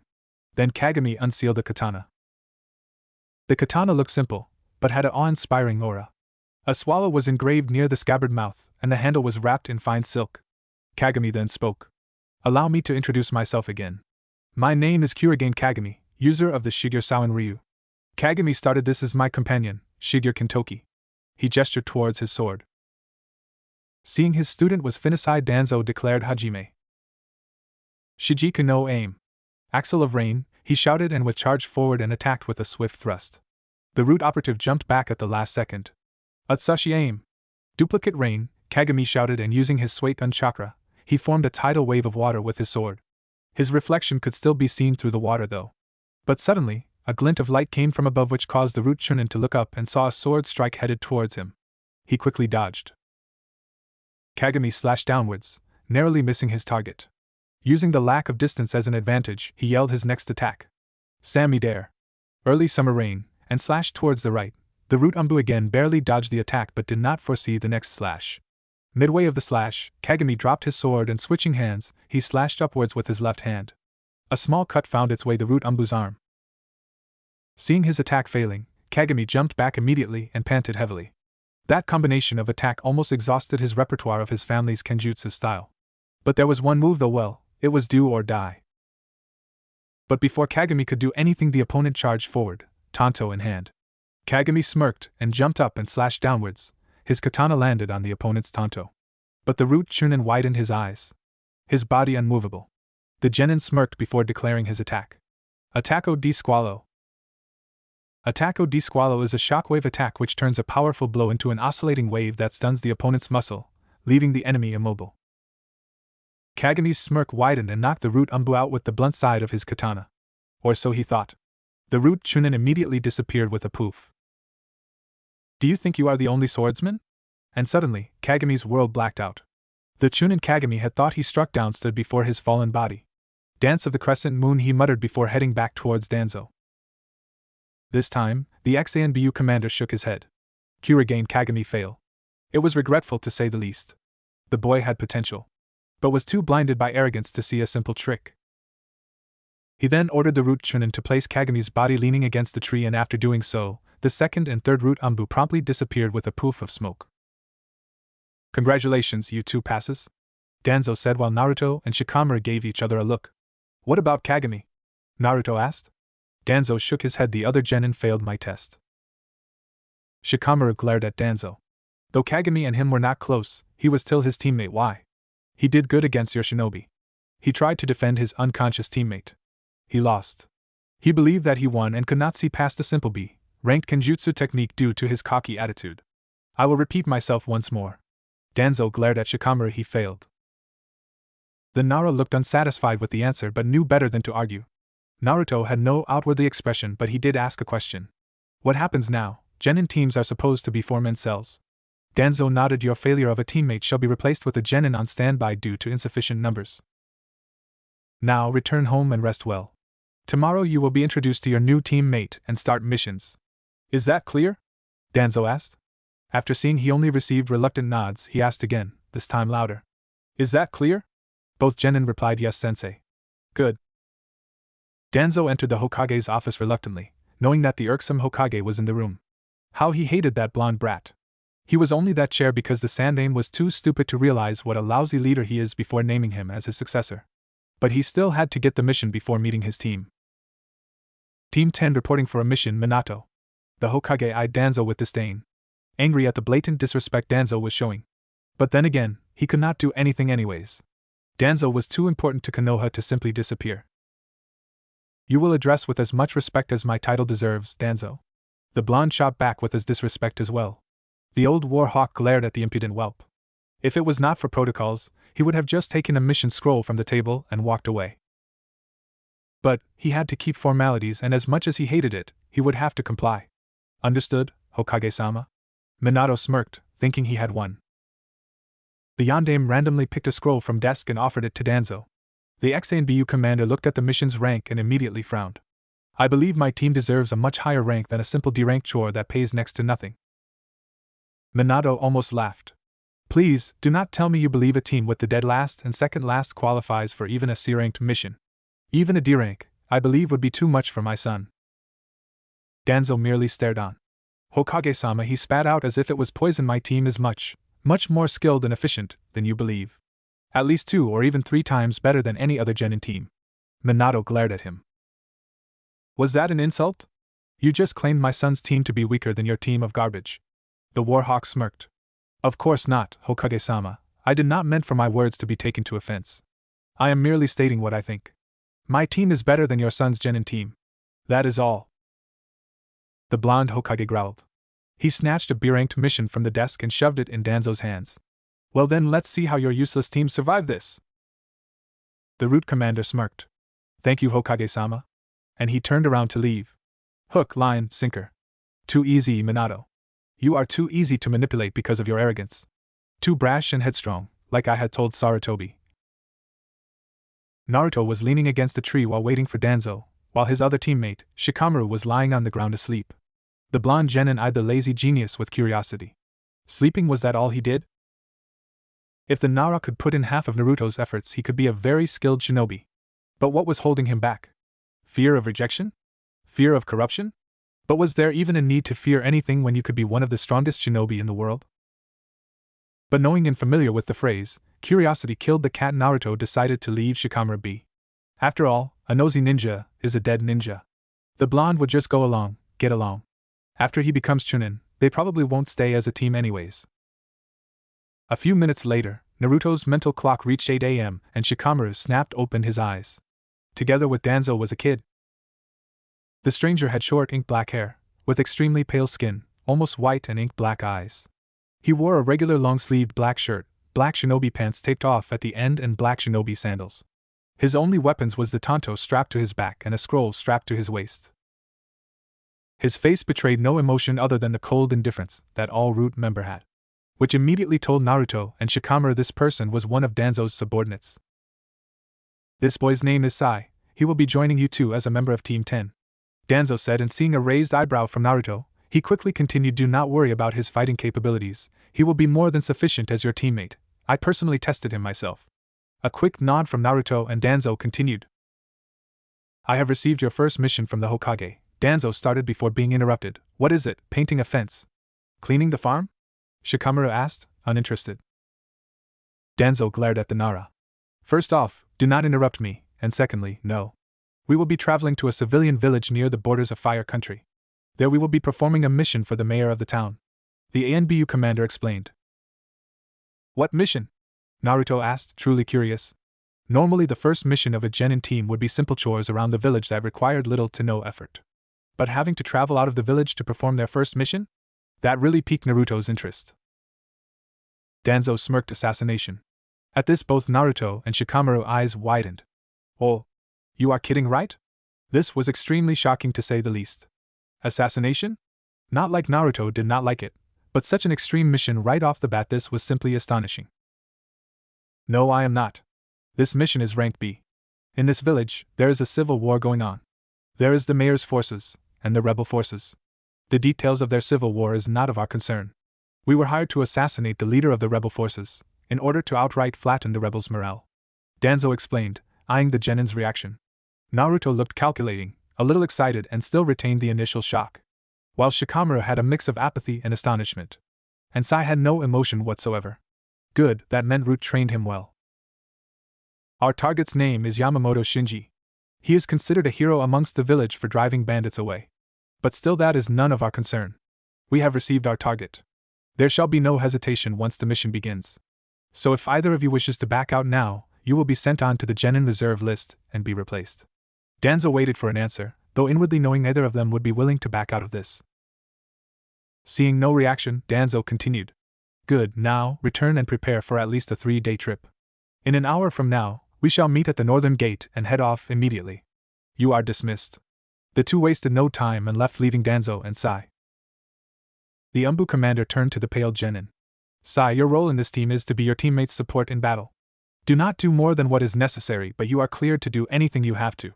But most importantly, you are to watch them. Especially the Namikes. Understood? Sai merely nodded. Good. Naruto entered the Namikaze mansion. He was greeted with the sight of his brother greedily inhaling a large bowl of what he calls the food of the gods, which was ramen. Jean was clumsily slurping the soup and spilling drops of the broth everywhere. That had to be the highest form of bad table manners. Noticing his presence, Jean turned to face Naruto, and the blonde crinkled his face in disgust.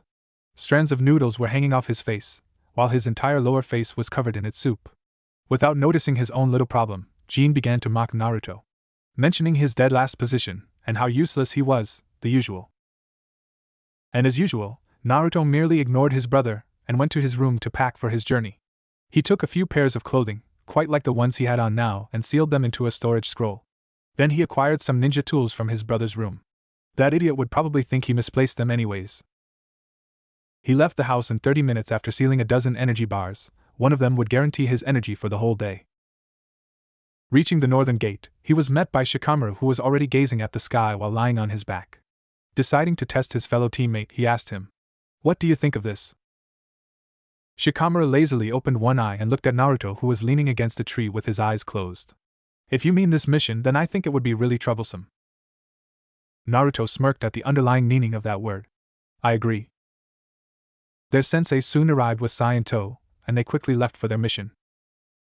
The journey there was highly uneventful, though Danzo explained several of his rules. The first rule is to never show emotions in battle. The second rule was to never become familiar with their client, or other people there. The third and most important rule was to never have any emotions for anyone other than yourselves. They soon arrived at the village within a one-day trip. Team 10 was currently staked out outside of the village's surrounding forest.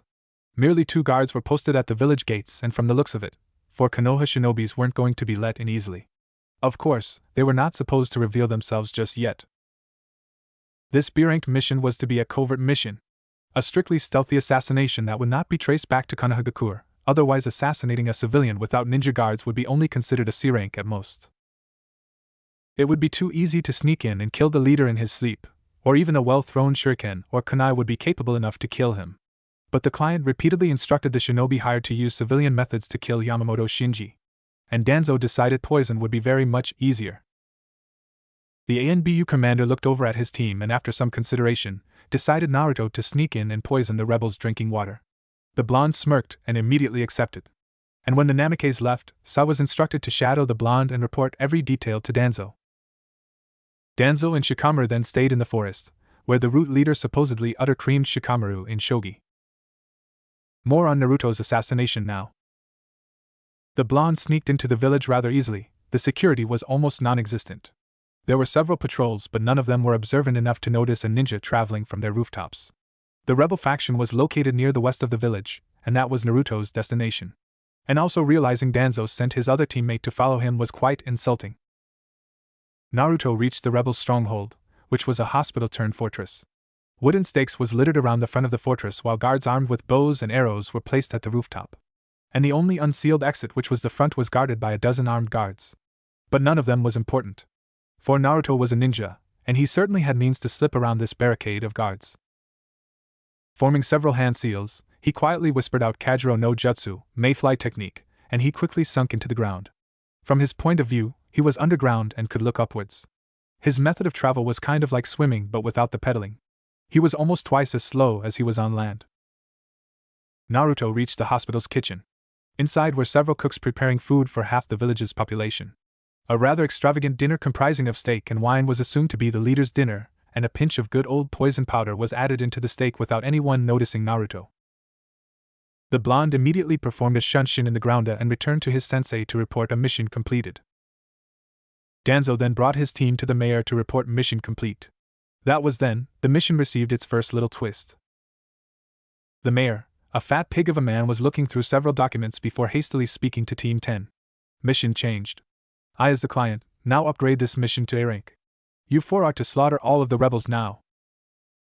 Danzo looked at the fat man unimpressed. I am sorry, but this A-ranked mission shall be considered a separate mission from the B rank. You will have to pay us for both the first mission and this one as well. The mayor sputtered indignifiedly before reluctantly agreeing. The rebel faction have decided for one last attack at our forces for revenge. If we truly clash right now, there will be many casualties, and our village cannot afford to. The mayor started explaining but was interrupted by Danzo. We do not need an explanation. We shall perform and task you ask of us as long as a substantial fee is paid, of course. Now we shall move out. And with that, Team 10 turned and prepared for the incoming battle. On the way to meet the rebels in battle, Shikamaru gulped and asked Danzo what Naruto had wished to inquire as well. Are we going to kill? Danzo raised an eyebrow. What's wrong? We ninjas were raised to kill. Shikamaru looked down and did not reply. Naruto, however, had a manic expression on his face. He had not imagined that the thought of slaughtering a bunch of helpless civilians would excite him so much. This was it, Naruto decided. He had finally found the thing that excited him so greatly. He felt alive. Team 10 met the opposing forces. If anyone who saw that did not know better, they would probably think the 4 was walking into a bloodbath. But the rebels said nothing. Anger consumed their entire being, and all they could think was to kill anyone that helped the mayor. With a battle roar, they shouted for Shinji. And they charged at the Konoha shinobi, weapons drawn. Swords, pitchforks, shovels, basically anything metal they could lay their hands on. Naruto could no longer contain his excitement. He decided to start things off with a bang. He formed several hand seals and shouted out the name of one of his strongest katan jutsus. Katan, go carry Wenden. Great Dragon Flame Bullet, the oncoming massive inferno ate away a fifth of the rebels' army. But they did not stop, or falter even a little. That put a smile on Danzo and Naruto's face. Sai then unleashed his attack. He swiped out his scroll and paintbrush. He infused his chakra into the ink and drew 2 lions, and he shouted Chojigiga, Super Beast Imitation Picture, and the two ink lions burst from the scrolls seemingly with a life of its own. The two lions ran towards the rebel forces and with their claws and fangs began to take out several of them. Shikamaru also played his part. Though reluctant, he began to throw explosive kunais and using Shuriken Kage Bunshin no Jutsu, Shuriken Shadow Clone, which killed many of the rebels as well. Danzo on the other hand just watched as his 3 genin massacred the civilians. Though armed, they were no match for highly trained shinobi after all. With Naruto, the blonde was enjoying himself far too much. His kunai was slitting throats here and there. The Namikes then formed several hand seals. Futon, Daikametachi no Jutsu, great sickle weasel technique, and watched in morbid fascination as blades of wind sliced apart multiple sword-wielding fools. Blood bathed the entirety of Naruto. Liquid dripped down his hair, a mixture of sweat and blood. Not a drop was his own though. Jaya ha ha ha. He manically laughed, the scent and sight of his work excited him. His hands trembled in anticipation as he immediately turned around and dug his hands into a civilian trying to backstab him. Naruto reached deeper into the person and after finding what he wanted, he ripped his arm out holding on to a beating heart. Arg! The victim screamed, and dropped to the floor, his chest open with blood gushing out. The blonde crushed the organ in his hands and returned to his slaughter. His eyes looked about, trying to find worthy prey and noticed a bunch of quivering men cowering in fail. But after seeing this horrendous mass murder, their gusto dispersed into thin air. This wasn't what they wanted. This was not what they had imagined. They came to get revenge for their hero, but this was a nightmare. The blue-eyed Namikes formed several hand seals and shouted right on, John. False darkness, and a spear-shaped bolt of lightning emitted from Naruto's mouth and pierced one of the cowering man. And another hand seal later, Naruto was immediately within that group with a loud clap of thunder. It was his own personal jutsu. One that could be considered S-rank depending on the situation and user. Raitun, Kaminari Kawarimi, thunder substitution, was a technique that allowed the user to replace itself with electricity. It could only be used by people with a lightning affinity. One of Naruto's own creation. He had tried the jutsu with Futon and Katon, but the technique just simply could not work on wind. And with fire, he simply burned himself. The group was currently stunned. The loud clap of thunder was literally next to their ears and were too stupefied to do anything. Naruto then gathered lightning chakra in his hands. Raitun Sanda Apu, thunder up, and pressed the lightning chakra into a round ball. The blonde smashed the ball into the ground, causing a huge explosion of electricity, killing the group and those around. By now, only a tenth was left of what was a large force. Shikamaru's mass number of projectiles and size ink lions managed to dispatch a fifth of them, while the rest was finished off by Naruto. The survivors began to retreat in fear. Though Danzo would have none of that. His first show of shinobi techniques appeared in a stealthy show of skill. The 100 or so people began to drop dead one by one as they were cut down by Danzo in surprising speed. A minute later, all of them were dead. Now, the exhausted Team 10 returned to the mayor's manor and reported a mission well done, in which the fat pig flinched at the sight and smell of blood and gore all over Naruto. But what really sickened him, though, was the manic smile on Naruto. And with the blonde Namikes, he just found what was his calling in life. Team 10 reporting a mission completed, Danzo monotonously said, with his team flanking him. For the most part, Minato was simply looking shocked and surprised that Danzo's team survived. Surely, a B-rank mission would cause at least his son's death. Gee good. Head over to the mission counter to receive your pay. Oh, and Gaki, Minato referring to Naruto. Don't worry about the money, I will be keeping it for you. And the Hokage smirked. Naruto widened his eyes slightly but merely nodded. He should have seen this coming a mile away. That was when Team 7 arrived. Yes, his brother's team.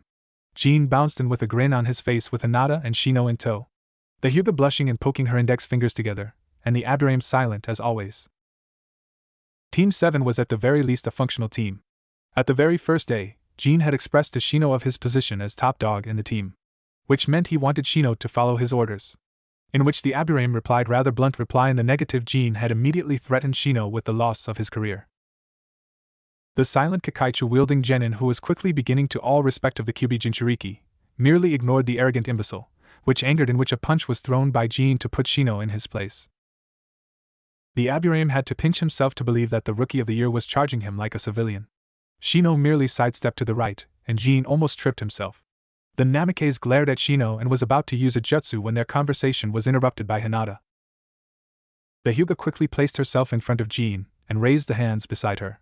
Stop bullying Jean-kun, Shino! Seeing the legendary Byakugan glare, Shino, out of courtesy really, apologized and walked off. Now, Jin and Shino had been rivals, as the Namikaze called them, ever since. Currently, Team 7 appears to be requesting for a mission. Kakashi followed Team 7 a moment later. Team 7 reporting for a mission, Sensei, Kakashi said professionally. After the loss of Rin and Obito, Kakashi had been devastated. Minato, in order to help his student, initiated Kakashi into the ANBU. To allow the never-ending AS-ranked missions make the copy ninja forget about the two. Well, the Hatake did in fact, got over the death of his two teammates after a while. But it was commonly known that if Minato had died during the QB attack, Kakashi would probably break. The silver-haired Nin was now the Jounin sensei of Team 7. Only being pulled out of ANBU by the same person who sent him there to train his son. While Minato and Kakashi were discussing which D-rank mission to give his team, Jin spotted Naruto over with his team. Ignorant of the fact that the ex-Anbu route commander was standing right next to Naruto, Jin stepped forward and started laughing at him. "What happened, Dobe? You and your trash team took 3 days to complete a D-rank?" The brown-haired Jinchuriki continued laughing himself silly at his supposedly funny insult. "And now that W wasn't very nice," Jinkun, the deeply blushing Hinata, stepped forward. Naruto for a moment smiled. Before hearing the next words. However, W weak team T10 is that surprised Naruto. Hinata, who was ever so kind and gentle, had called his team weak. Hinata's words caused several other reactions as well. Danzo had an eyebrow raised, surprised that the timid Hyuga heiress dared to say that. Shikamaru looked shocked for a moment before looking away and muttering, "Troublesome woman, sigh was just sigh." By now, the third member of Team 7 had already learned to stay away from confrontations like this. What with this incidents happening at least twice a day, Jin would go up to some genin team, insult them with some ridiculous statement, and though the opposing team would be angered, but nothing could be done against the Hokage's son. Naruto could barely control his rage. Hinata-chan was being corrupted by his brother. This was the conclusion he reached. Hinata would never say anything like that to anyone, subconsciously or not. But he gritted his teeth and replied curtly, "No, just from an A-ranked mission." Jin's eyes narrowed in disbelief, that upon the look of the mission scroll with A-rank written on it, anger took over his narrowed eyes. He quickly turned towards his father and Kakashi and demanded an explanation. "Tusan, how could Naruto Baka go on an A-ranked mission, when all we did these past 3 days were D-ranked chores?" Shino had to roll his eyes at that. On the last mission, Team 7 was to paint a civilian's fences. Though once the client had seen Jin, she immediately invited him in for cookies and milk while the rest of the team worked under the hot sun. His female teammate even praised how famous Jin was getting while clumsily handling the paintbrush. Obviously, the heiress of the prominent Hyuga clan had never done such menial work.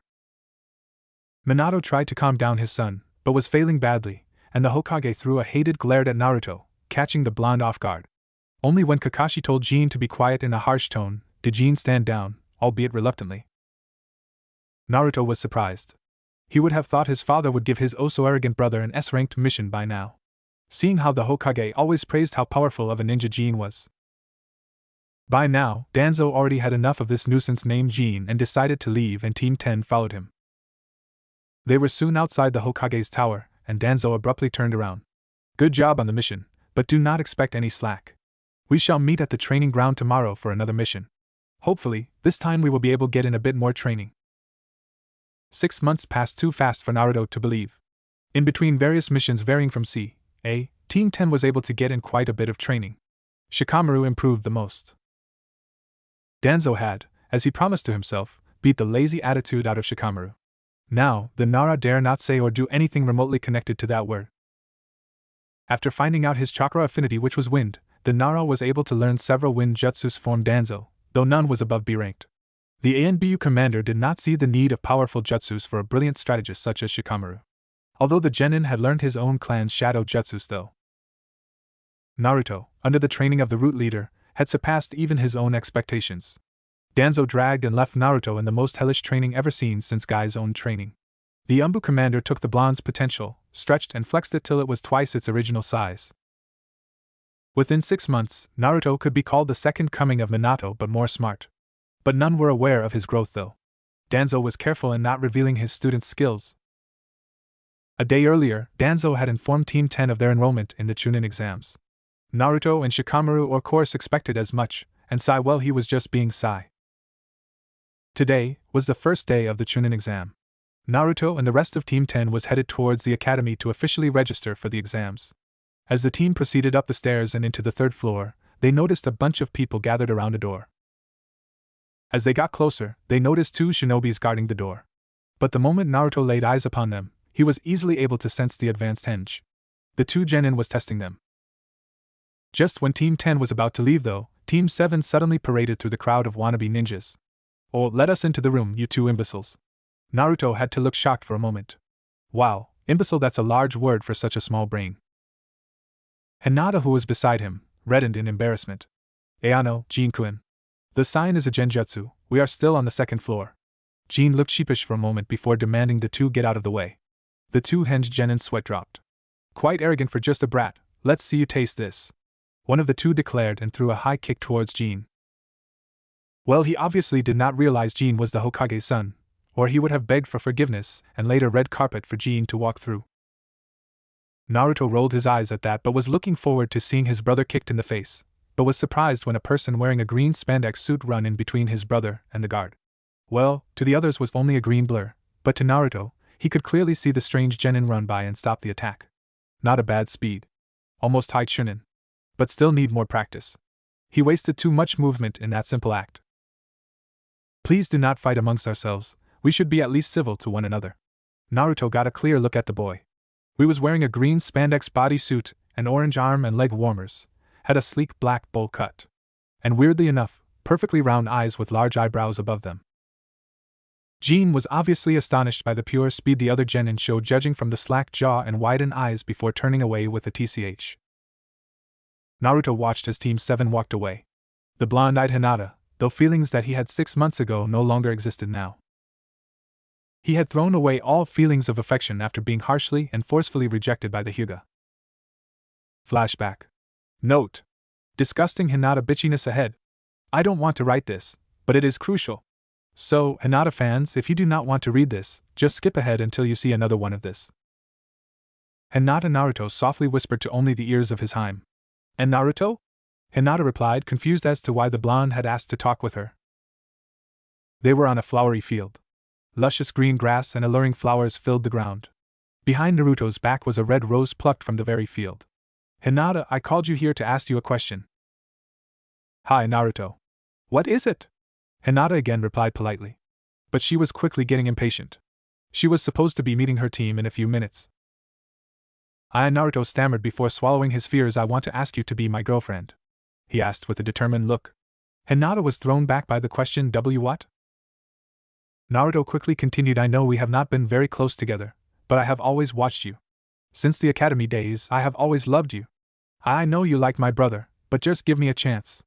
I can show you that you can love as much as my brother or even more."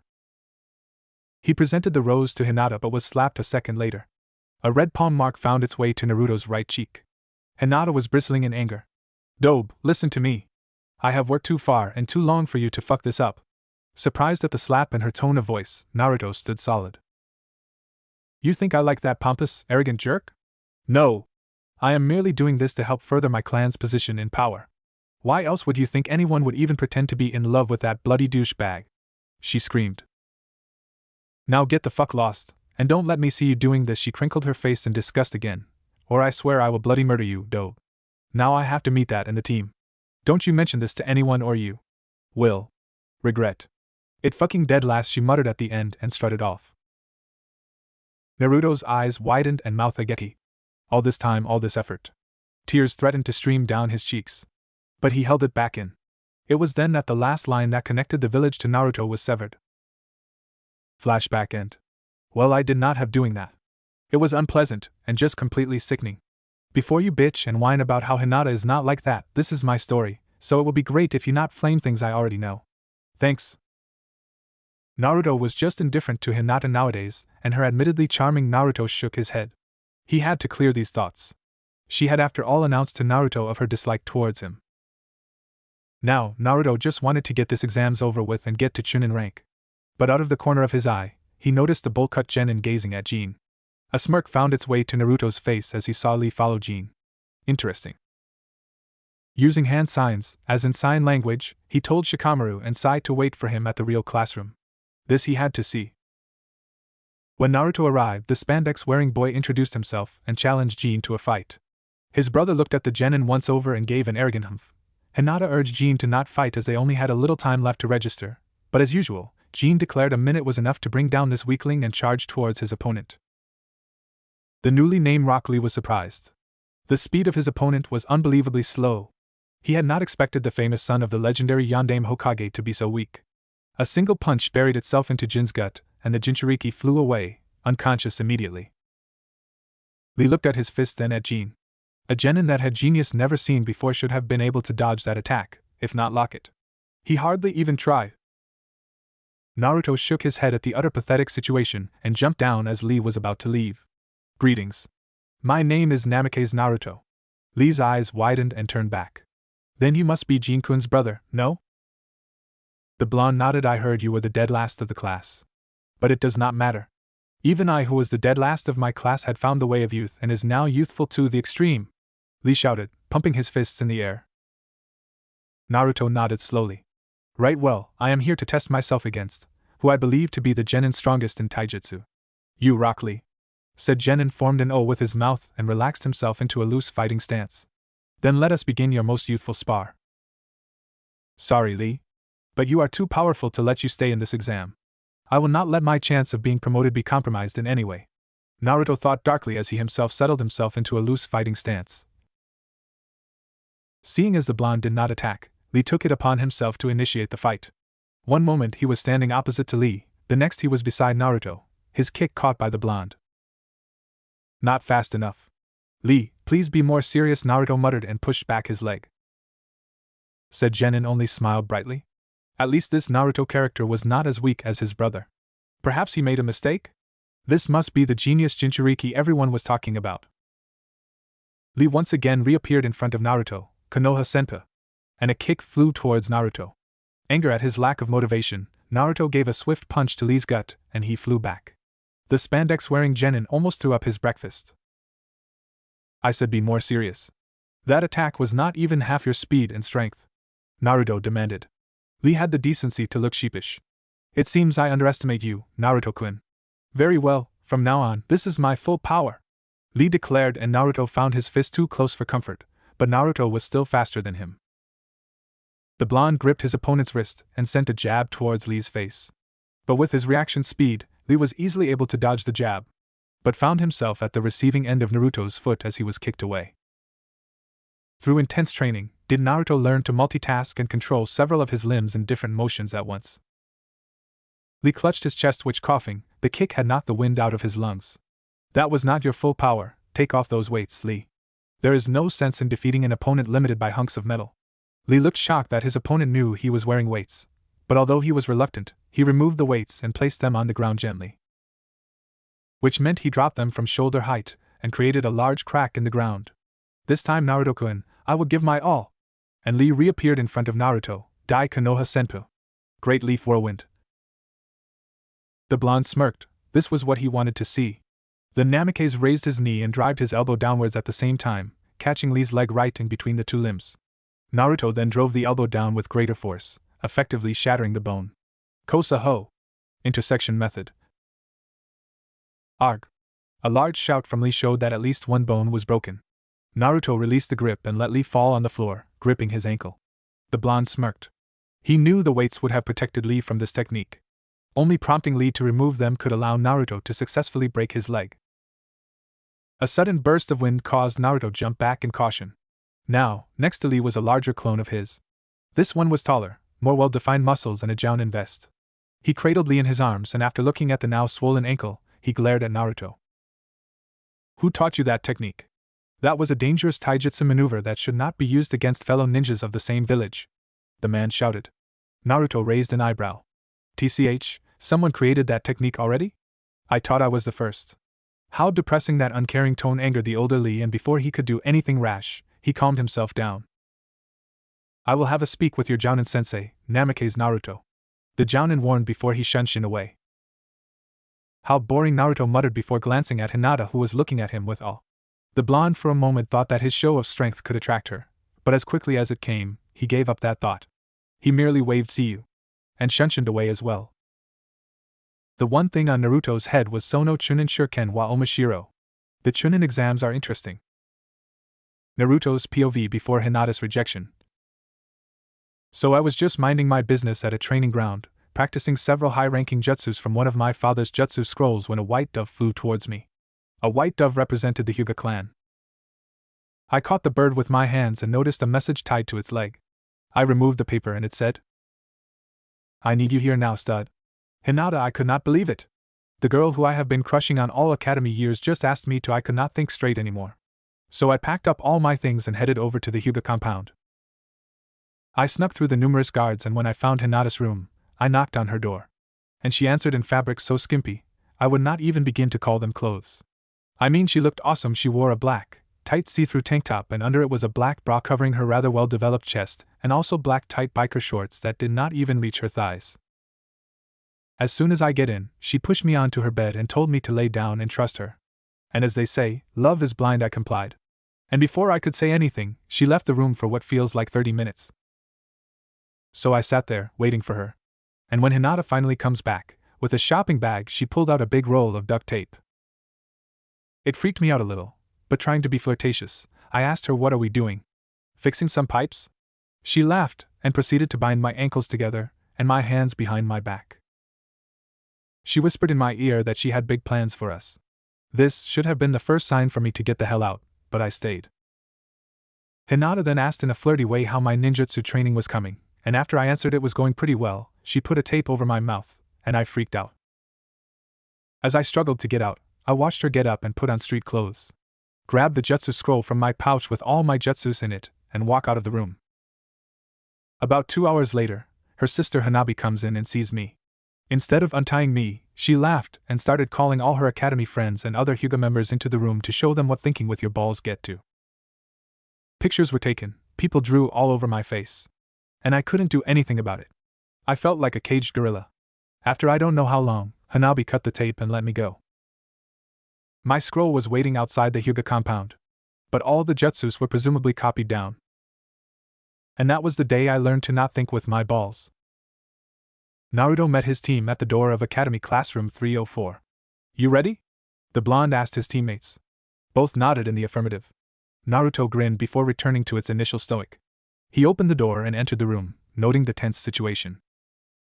He decided to be as inconspicuous as can be and headed to a corner, flanked by his team. He stood silently, observing the examinees.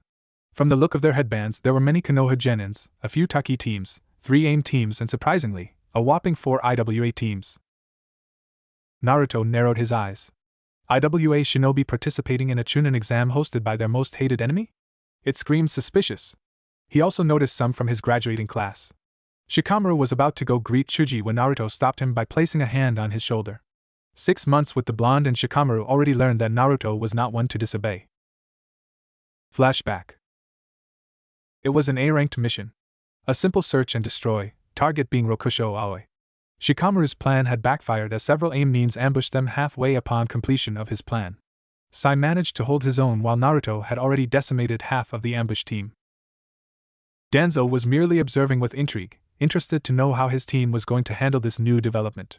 Shikamaru, on the other hand, was a bit unfortunate as Aoi attacked the Nara from his blind side and took him as a hostage.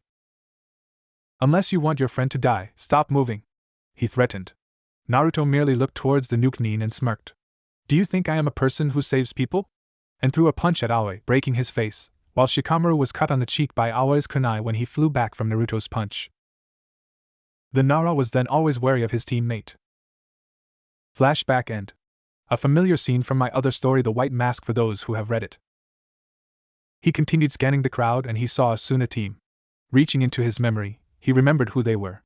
From the looks of it, the Kazekage sent his own children into the Chunin exam. Interesting, especially the red-haired one. He reeks of blood and killing intent. I want to fight him. He looks like he could put up a real fight. Naruto thought, unconsciously directing his killing intent at the Sunanin.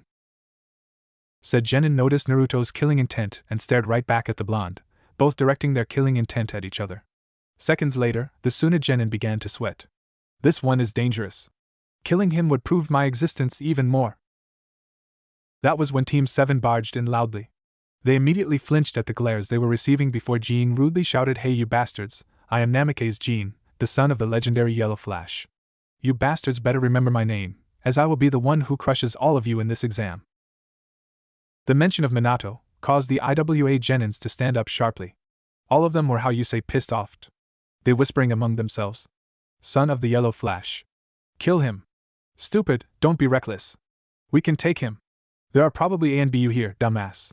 Our greatest enemy is standing in front of us, and we can't even do anything.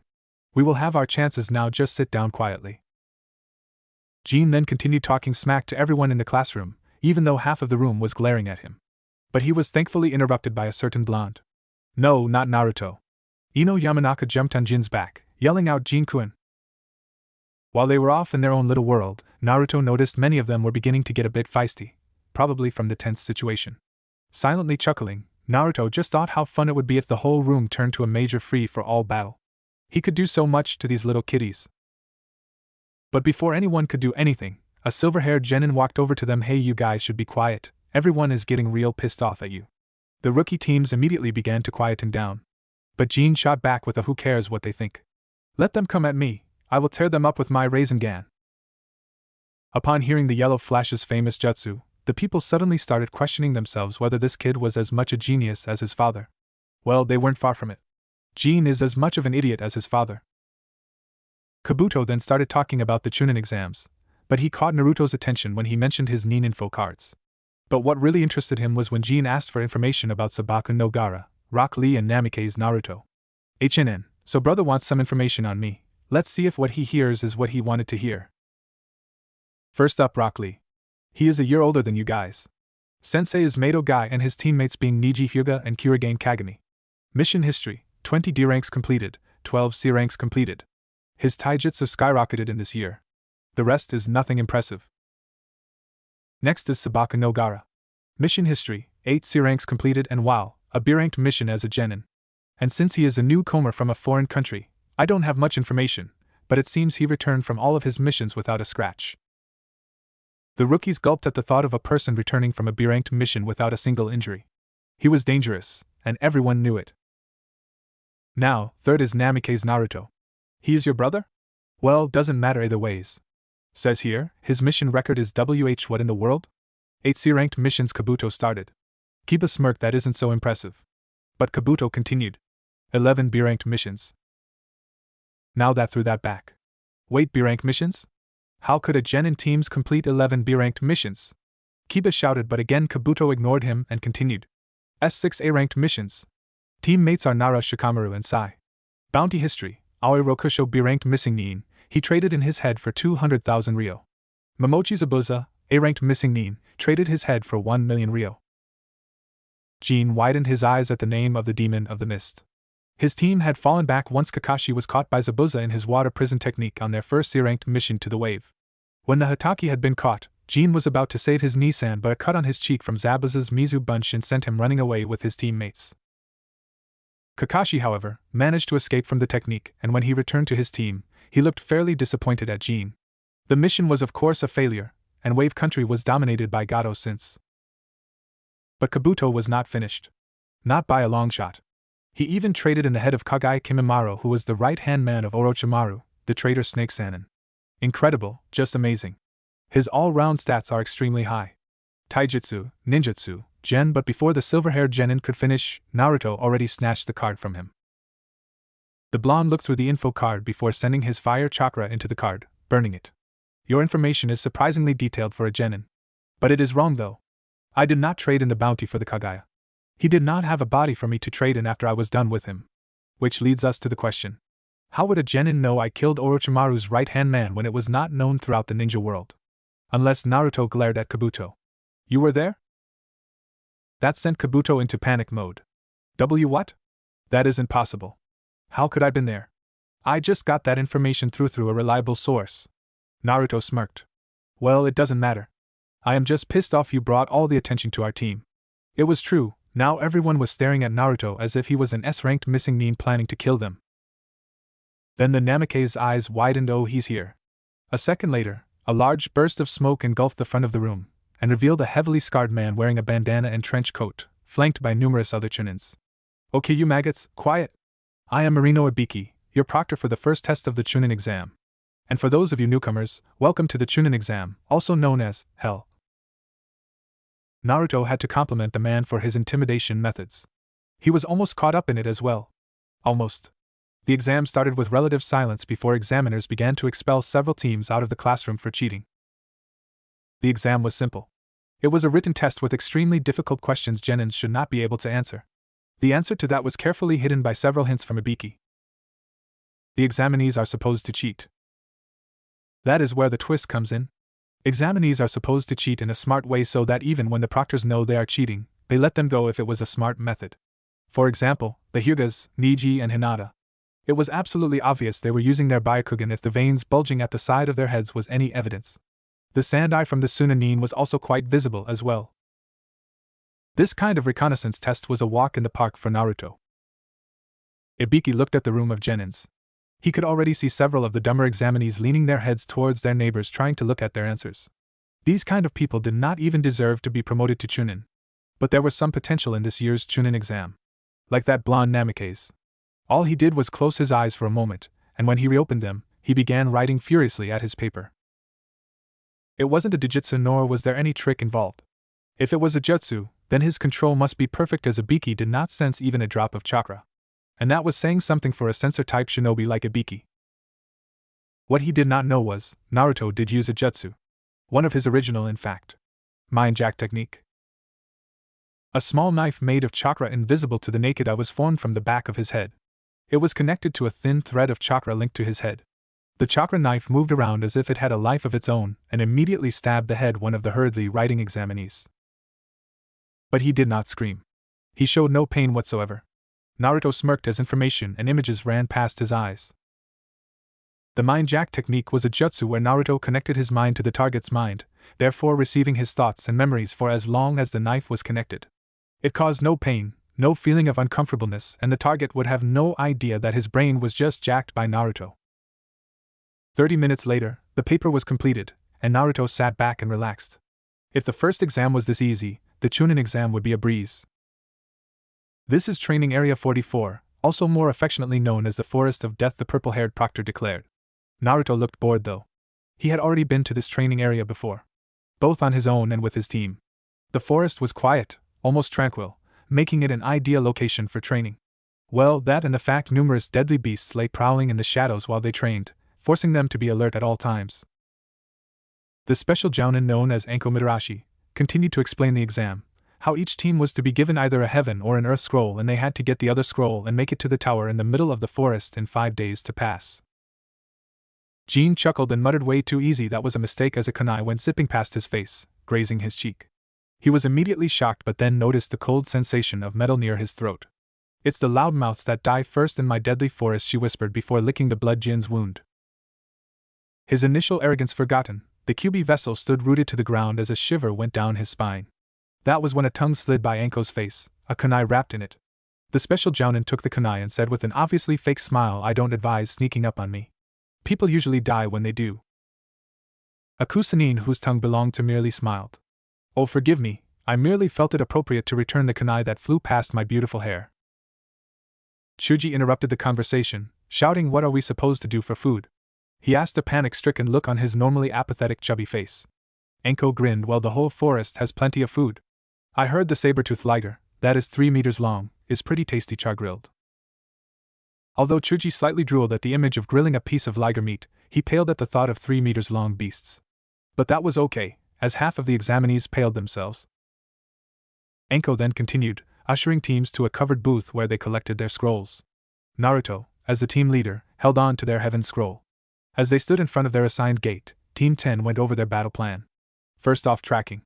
They had to search for a team with their counterpart scroll, that would be taken of by Sai with his ink drawings of eagles and rats. Next, they would either confront the team and defeat them, or steal the scroll form under their noses. This was pretty much the standard plan for everyone. 10 minutes into the forest, Naruto wiped the blood off Weasel, his butterfly knife, with the fallen enemy's shirt. They had found 2 Tucky teams working together, with Sai's ink rat, setting up traps in a small clearing. Naruto easily slipped through the traps and annihilated the 2 teams, not even giving any chance for resistance.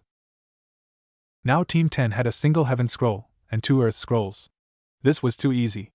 Naruto signaled his team to come out. Now we will run a straight path through the forest to the tower. Any resistance met shall be eliminated swiftly. I intend for us to be the first team to pass, understood? Naruto asked. 2 nods in the affirmative, and Team 10 moved out.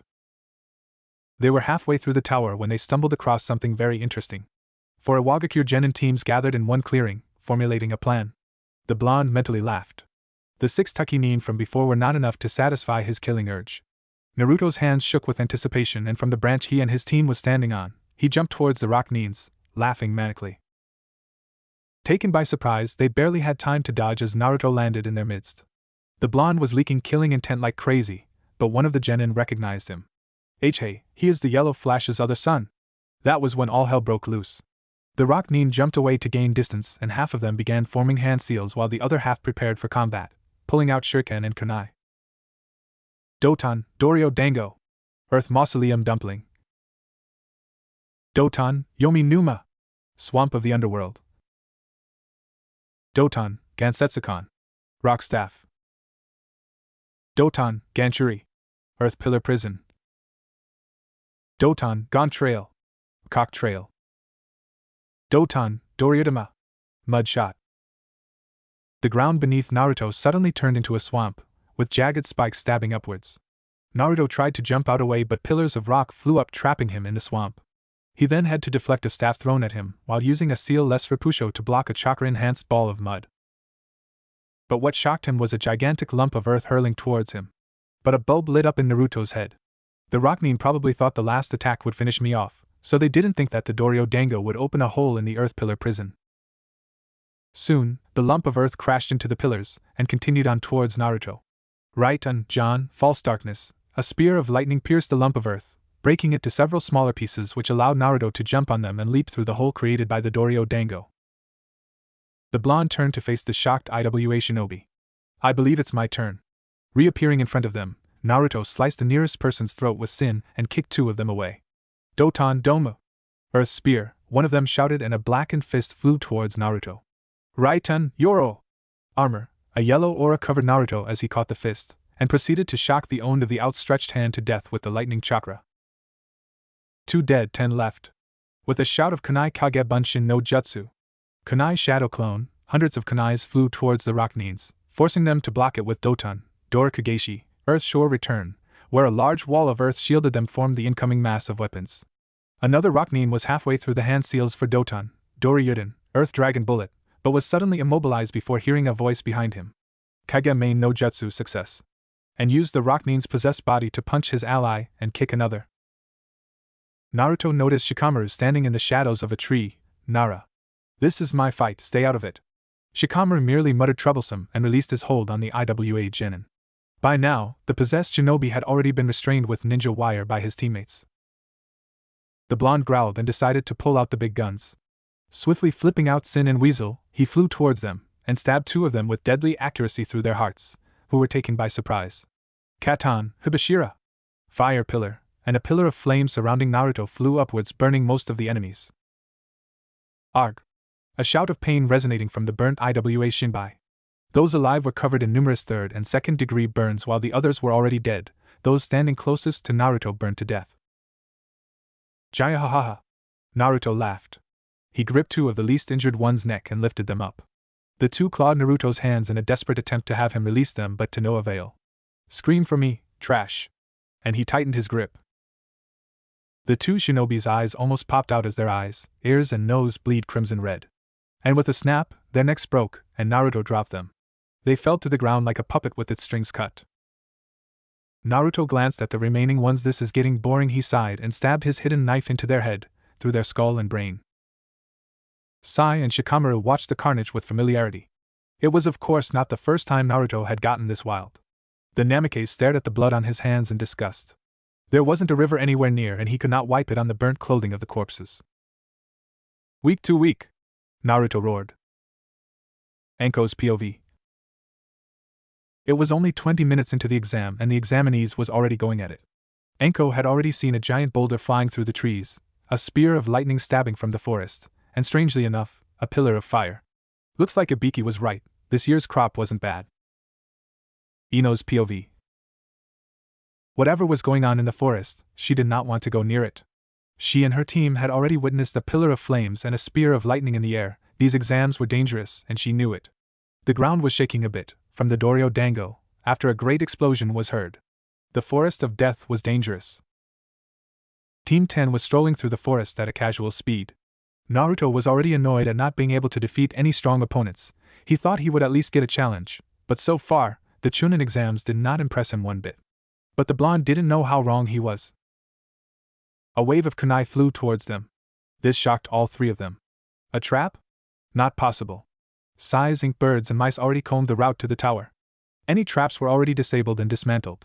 And how could another genin team sneak up to Team 10, which was undoubtedly the strongest genin team in Konoha, or even in the whole exam? The wave of kunai was deflected by an invisible barrier, although a slight blur in the air could be seen. That was Naruto's mastery of the wind element coming into play, where he used the wind to deflect the weapons. Right after the wave of projectiles came a large snake, actually somehow flying towards them, although a large, flat black tendril sliced it in half. The black blade, interestingly enough, came from the ground, or more accurately, from Shikamaru's Shadow Kage Yaiba, Shadow Blade. The snake's blood splattered the soil as what remained of the reptile landed in a thud on the ground. Immediately Team 10 was on their toes, cautious and almost paranoid. Sai had already unsheathed his tanto while Shikamaru had twin kunais out. Naruto, on the other hand, summoned 4 Kage Bunshins and sent them into the forest, only for them all to somehow be dispersed all at once. The memory of the clones was sent back to Naruto. It proved valuable, however short-lived it was. The last thing one of the clones saw was a golden-colored eye with a black slit. Coo, coo, coo, coo, coo. The almost insane laughter echoed throughout the clearing. Not bad. The owner of the voice finally showed himself, and suddenly appeared opposite of Naruto. All 3 genin turned to face their enemy. The blonde could feel it. The twisted and sickening killing intent the man or woman was radiating. Naruto recognized him, or her, immediately. It was the almost creepy Kusanine from earlier.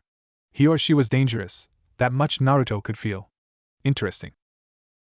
The man or woman brought up his or her hand, gesturing come on. Shikamaru gave a TCH and launched this 2 kunai. The Kusanine immediately noticed the thin trail of shadow connecting the 2 kunais to the Nara's shadow.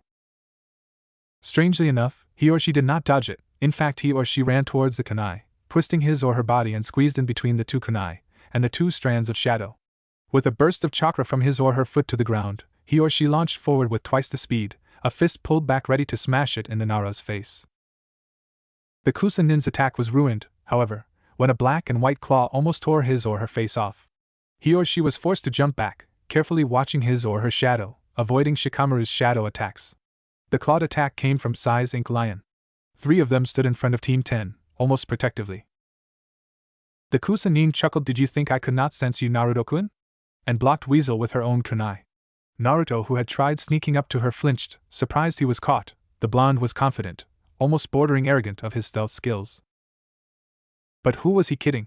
Did he really believe he could sneak up on one of the Sannin, especially the infamously notorious Orochimaru? Of course Naruto knew the one they were fighting was the snake Sannin. Who else could summon such a large snake and actually make it fight for him? Still, he must be here for a reason, and no matter what it might be, Naruto and his team was in danger. And if they would be in a deadly situation, the blonde would escape, abandon his team and escape. It might be cowardly, but against an S-ranked opponent, it was every man for himself. However, strangely enough, Orochimaru was not fighting with his full capabilities. The snake Sannin could easily erase all of them with a snap of his fingers, but why isn't he? A motive. He is here for a reason. For some twisted and evil plot. Orochimaru instantly pushed Naruto back with his superior strength gained over years of training. Naruto could only think, what the hell just happened? He had channeled wind chakra into Weasel, a friggin' kunai shouldn't be able to stop it. That only proved the mastery Orochimaru had over chakra. Naruto glanced at his teammates. Sai was already in the middle of conjuring more ink beasts while Shikamaru was halfway through the seals for a jutsu. Should he run while his teammates distracted Orochimaru? A second later, dozens of thin black spikes pierced the ground where Orochimaru was a moment ago, while large ink hawks intercepted Orochimaru in the air where he jumped. The Sannin cleaved the in half with the same kunai while laughing. Is this all your team can achieve, Naruto-kun? Seems like this is all the dead last is able to accomplish. Though Orochimaru had to admit Team 10 was putting up quite a fight.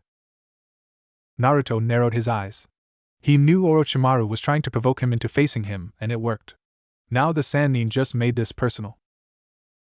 Growling, 2 cage buncheons poofed into existence next to the original. He quickly formed some hand signs to keep him busy. His 2 teammates, seeing this, nodded. At once, the 3 Narutos formed hand seals simultaneously while Shikamaru and Sai distracted Orochimaru with shadow spikes, tendrils, and ink beasts. Naruto smirked, "Here goes nothing. My strongest jutsu, high, A-ranked, bordering on S, rank technique." The first clone finished his hand seals Katan, Hirya Enti no Jutsu. Fire Dragon Flame Emperor. The original finished his hand seals Futon, Furia Kazeo no Jutsu. Air Dragon Wind King. The second clone finished his hand seals Raiton, Rarya Kaminari Ko. Lightning Dragon Thunderlord. 3 massive western dragons made out of fire, wind, and lightning appeared out of seemingly nowhere, stared down at their tiny prey, Orochimaru, before fusing together to form a gigantic firestorm with lightning bolts flying around it. The massive amount of heat and light forced Orochimaru to divert his entire attention to Naruto's jutsu. My god, the snake Sannin could not help but mutter in awe. A jutsu of insane proportions. Naruto glared at the snake Sannin. "Don't underestimate me, fucker." 3 elemental dragon storm.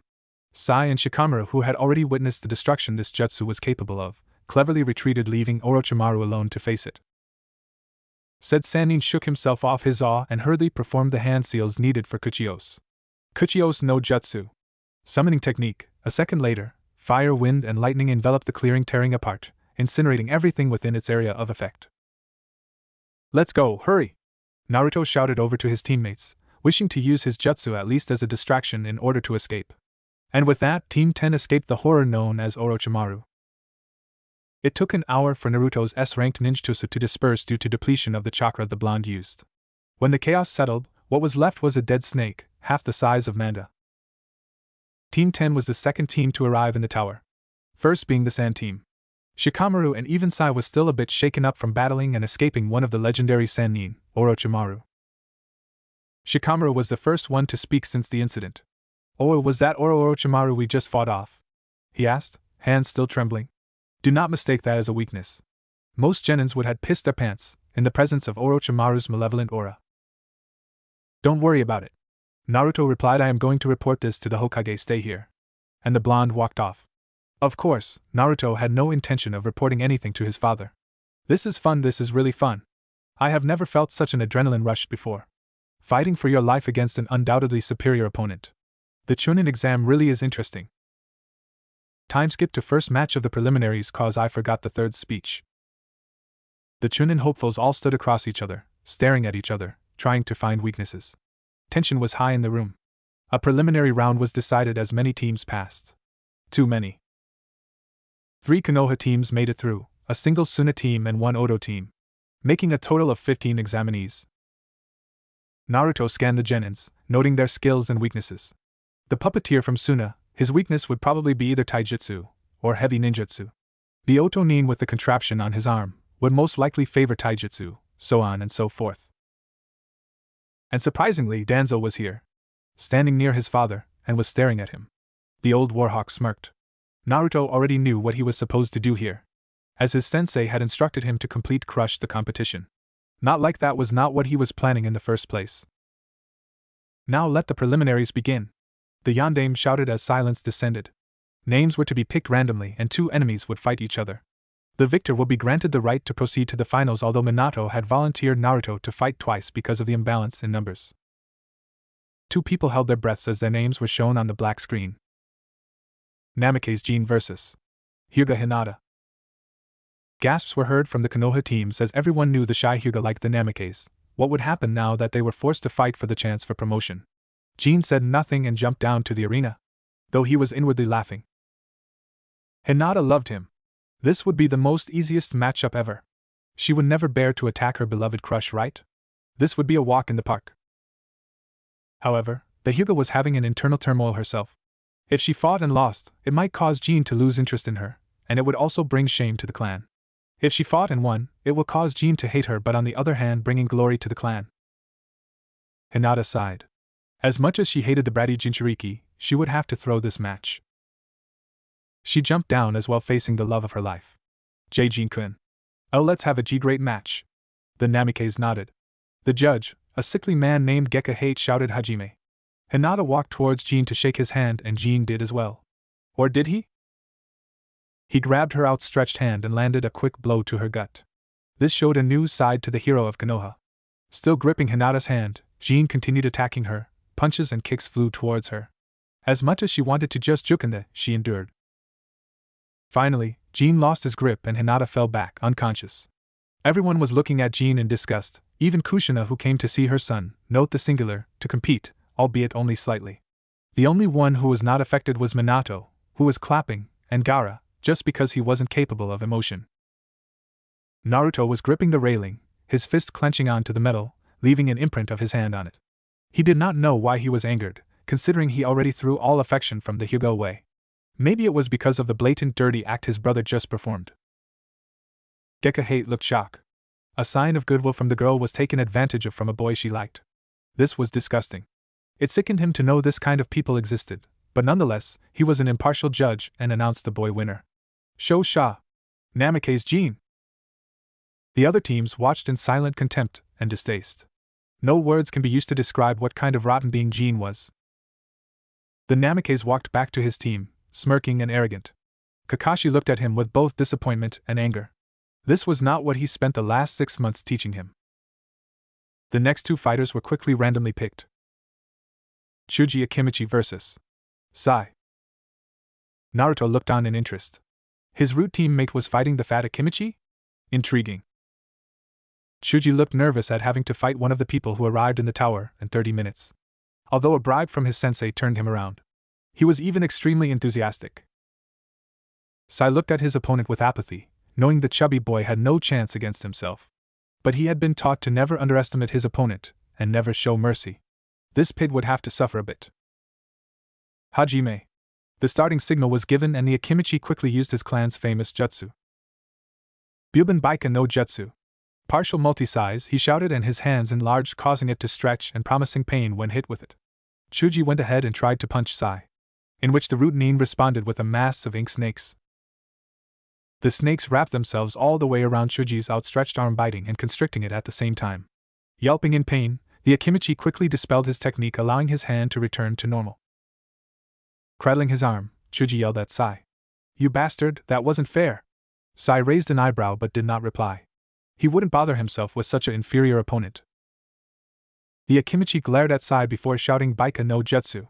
Multi-size, and his already round body, increased in body size, giving him an extremely round appearance. He then followed up with Nikuden Sensha. Human bullet tank. Chuji tucked his limbs into his clothes and propelled himself towards Sai. Said Root Genin smirked and jumped out of the rolling ball's way. Chuji again rolled towards Sai, in which he again dodged. This happened multiple times until the Akimichi lost all strength due to chakra depletion. The onlookers gaped at the rather idiotic strategy of the Akimichi. Just roll and pray the opponent is too dumb to move away. Gecko Hate deadpanned for a while before shaking his head in disappointment and declared Sai the winner. The other examinees were disappointed. The first two matchup was so boring it seemed the other battles won't be as exciting as they thought. The other genin had no time to think as the next two contestants was already chosen. Zaku Abumi vs. Shino Aburame. FY Zaku's arm was not broken as they did not encounter Sasuke. That prick is dead. Okay, I don't really want to write this match cause you all know how Shino defeated him, so let's skip to the main attraction. Namikaze Naruto vs. Inuzuka Kiba. Immediately the Inuzuka cheered Yada. Looks like we got lucky, Akamaru. His dog canine companion barked happily. Naruto stared at him. Let's just get this over with, he muttered. But Kiba's enhanced Inuzuka senses heard him. Looks like you are looking forward to your defeat, dead last. Naruto ignored him and jumped down to the arena. Hurry up already. Kiba growled but complied. You better be ready for an ass-whooping of a lifetime, he shouted. Naruto merely shook his head. Kiba was an embarrassment to the village. The proctor looked at both of them. Ready? Both nodded. Let the fourth match of the preliminaries begin. Kiba immediately ran towards Naruto, intent on ending with a single punch. From how Akamaru was merely standing at the side, Kiba wanted to fight Naruto himself. Just as the Inuzuka was about to swing his fist at Naruto, he was launched backwards by a kick from Naruto.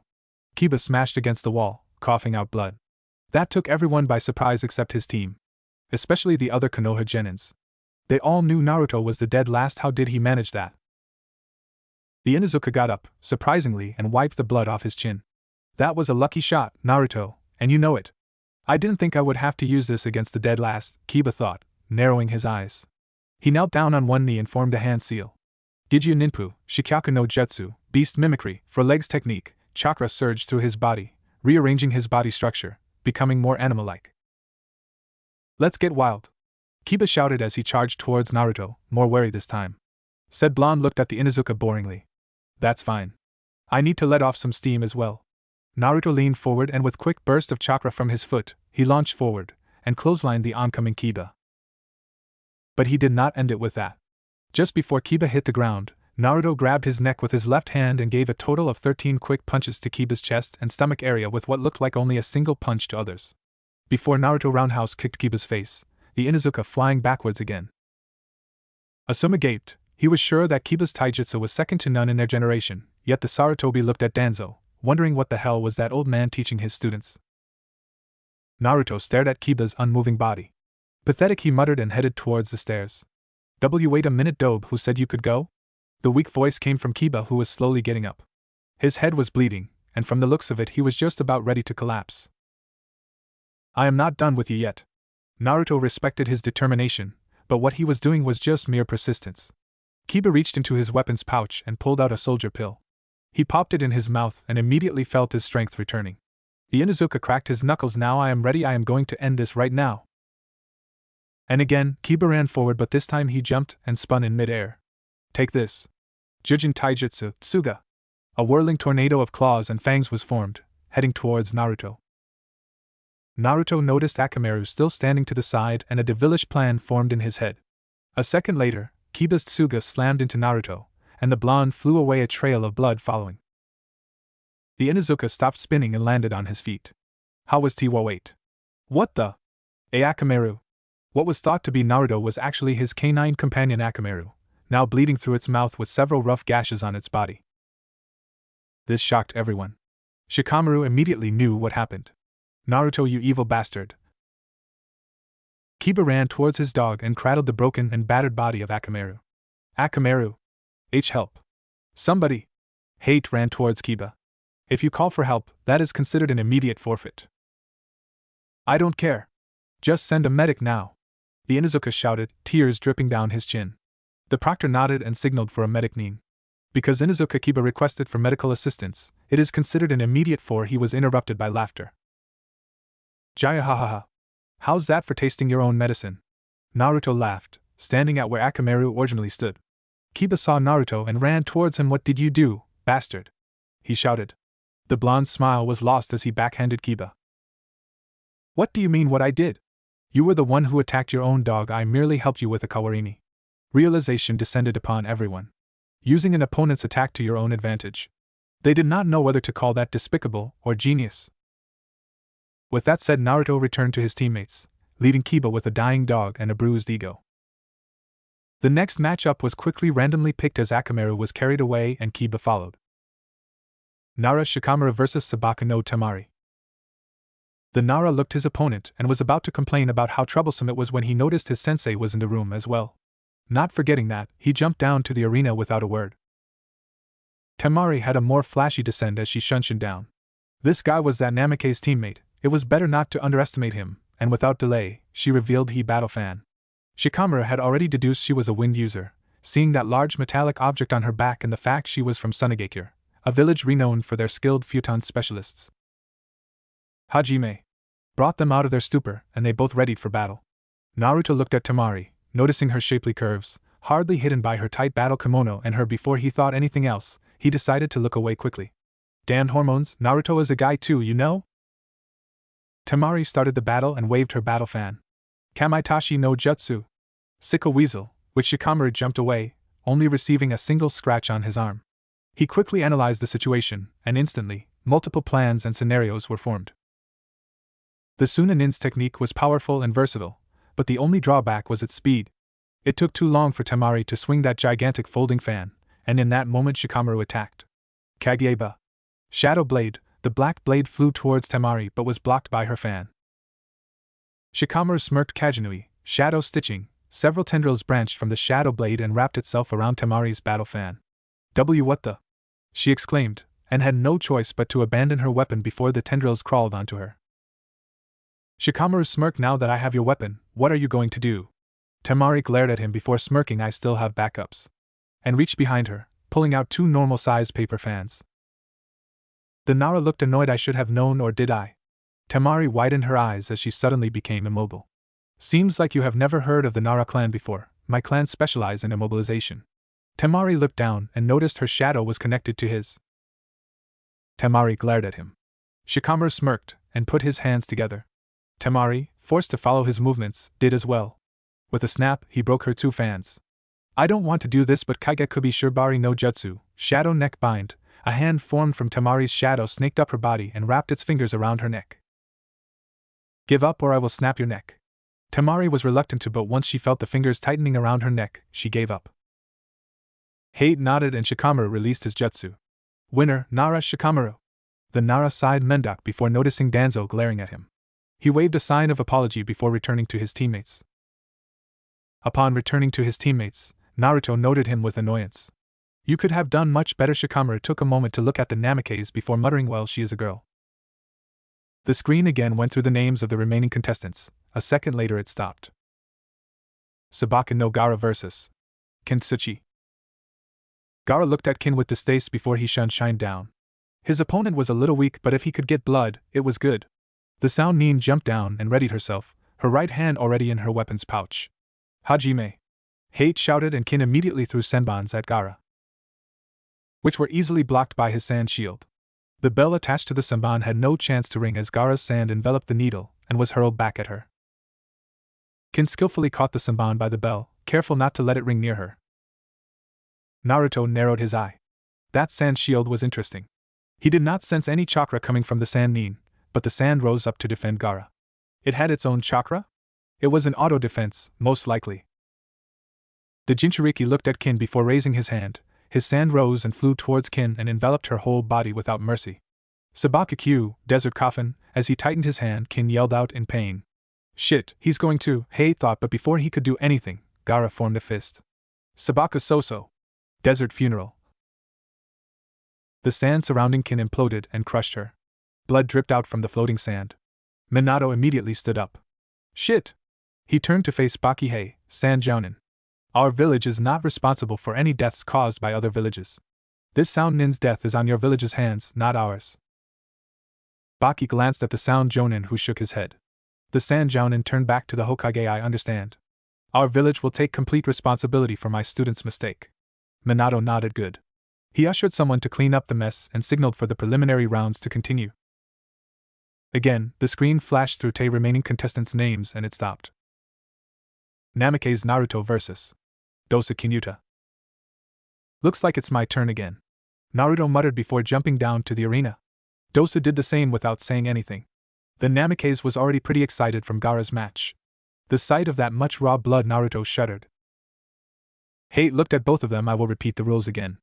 There will be no killing. Now, Hajime. Dosu unveiled his melody arm and ran towards Naruto. Immediately, Naruto released a large amount of killing intent. So heavy that it affected all the other genins and even some chunin in the room. The killing intent stopped Dosu dead in his tracks. Considering the killing intent was directed at the Sound Nin, it was normal when he dropped to his knees, his legs losing all strength and unable to support him. Dosu started sweating bullets and was shaking in fear. Naruto calmly walked towards him as his overwhelming presence increased in pressure. The Namikaze slowly took out a paintbrush and after cutting himself, he used the blood to draw a seal on Dosu's forehead. After it was done, the blonde whispered Chakra Fuin, Kai. Chakra seal, activate. A second later, Dosu screamed in pain. Multiple runes emerged from the base seal on his forehead and covered his entire body, trailing his chakra coils. The screaming stopped as Dosu lost conscious. Hate could only wonder what the hell happened when he declared Naruto the winner.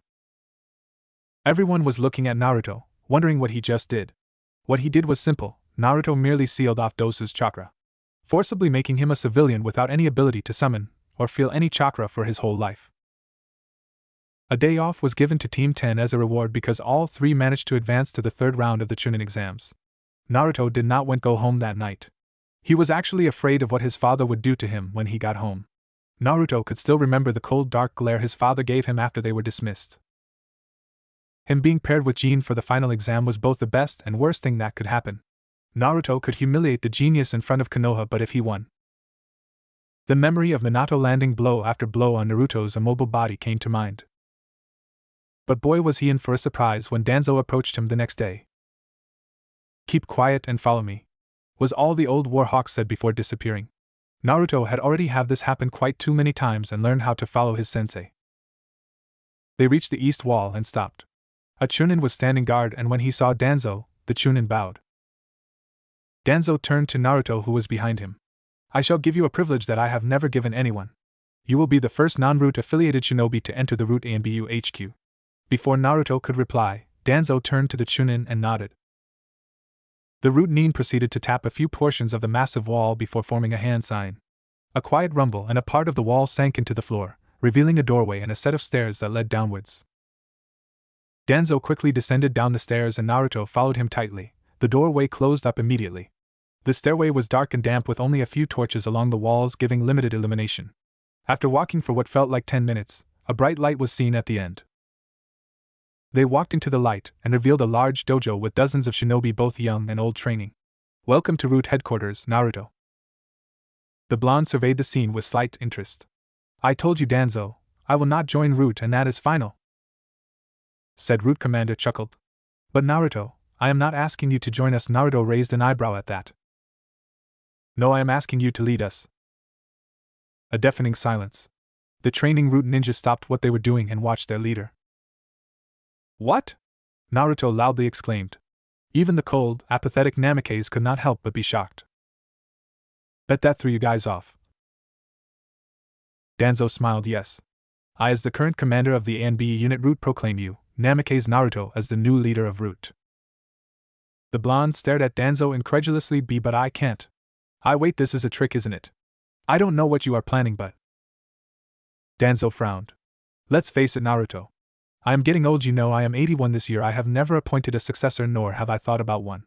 I always thought I would be able to reign over Root until I have acquired the position of Hokage, but there is just not enough time. And you, Namikaze Naruto, is by all means my true successor." The Namikaze looked down the floor, thinking about what his sensei just said. "Sure, I have thought Shikamaru and Sai as well, but you are my true apprentice. I have taught you everything I know." Danzo continued. "Your dream is to be the strongest shinobi in the world, right? With the help of Root, you can achieve that dream. Lead Root, and conquer Konoha. Rid this village of its tyrannic ruler, Namikaze Minato." Danzo reached into his robe and fished out a golden emblem, diamond in shape, that had the ANBU symbol on it. "This is the Root emblem. It signifies the holder as the Root commander. Take it, Naruto." The blonde stared at the golden emblem before reaching out and received it from Danzo. At once, all the ANBU in training appeared before Naruto and knelt on one knee. "All hail Naruto-sama." Naruto stared at the Root Nins. "I understand." He tightened his grip on the emblem. "I shall become Hokage and become the strongest shinobi the world will ever see. That is a promise." Danzo nodded in acknowledgement. "Now let's move on to your training for the next month." Meanwhile, at the Namikaze mansion, with Jin. "Well, go pack your bags, son. Me and Jiraiya-sensei will be taking you away for some intense training for the next month," Minato said excitedly. Jin could only groan in annoyance. Come on, Dad, I don't want to train. I am going to the third exam, aren't I? Why do I need more training?" The yondaime only smiled. "There's nothing wrong in training more than what's needed, but if you don't want to, we don't have to train all the time." Jin grinned in return. "Okay, Dad." Minato grinned back and ruffled Jin's hair. "That's my boy. Jiraiya-sensei and I will be teaching you how to summon the toads for battle, and also, more importantly, the usage of that little furball's chakra." "Which is correct? Me and Jiraiya, or Jiraiya and me?" At that moment, the infamous Gamma Sennin flew in through the window. "You ready, kid?" he asked Jin. The Jinchuriki took a moment to absorb the question. "Definitely, Ero-sennin." "I know, you guys don't like author's notes in the middle of the story. I just don't want to forget putting in the A/N at the bottom when I'm finished. Anyways, I think that calling Jiraiya Ero-sennin is a little obnoxious, and I kinda gag whenever I see Naruto disrespect one of my favorite characters like that." Jiraiya frowned at that. "Don't call me that, brat. Be more respectful like your dad." Minato laughed at the two's interaction. He picked that up from Kushina.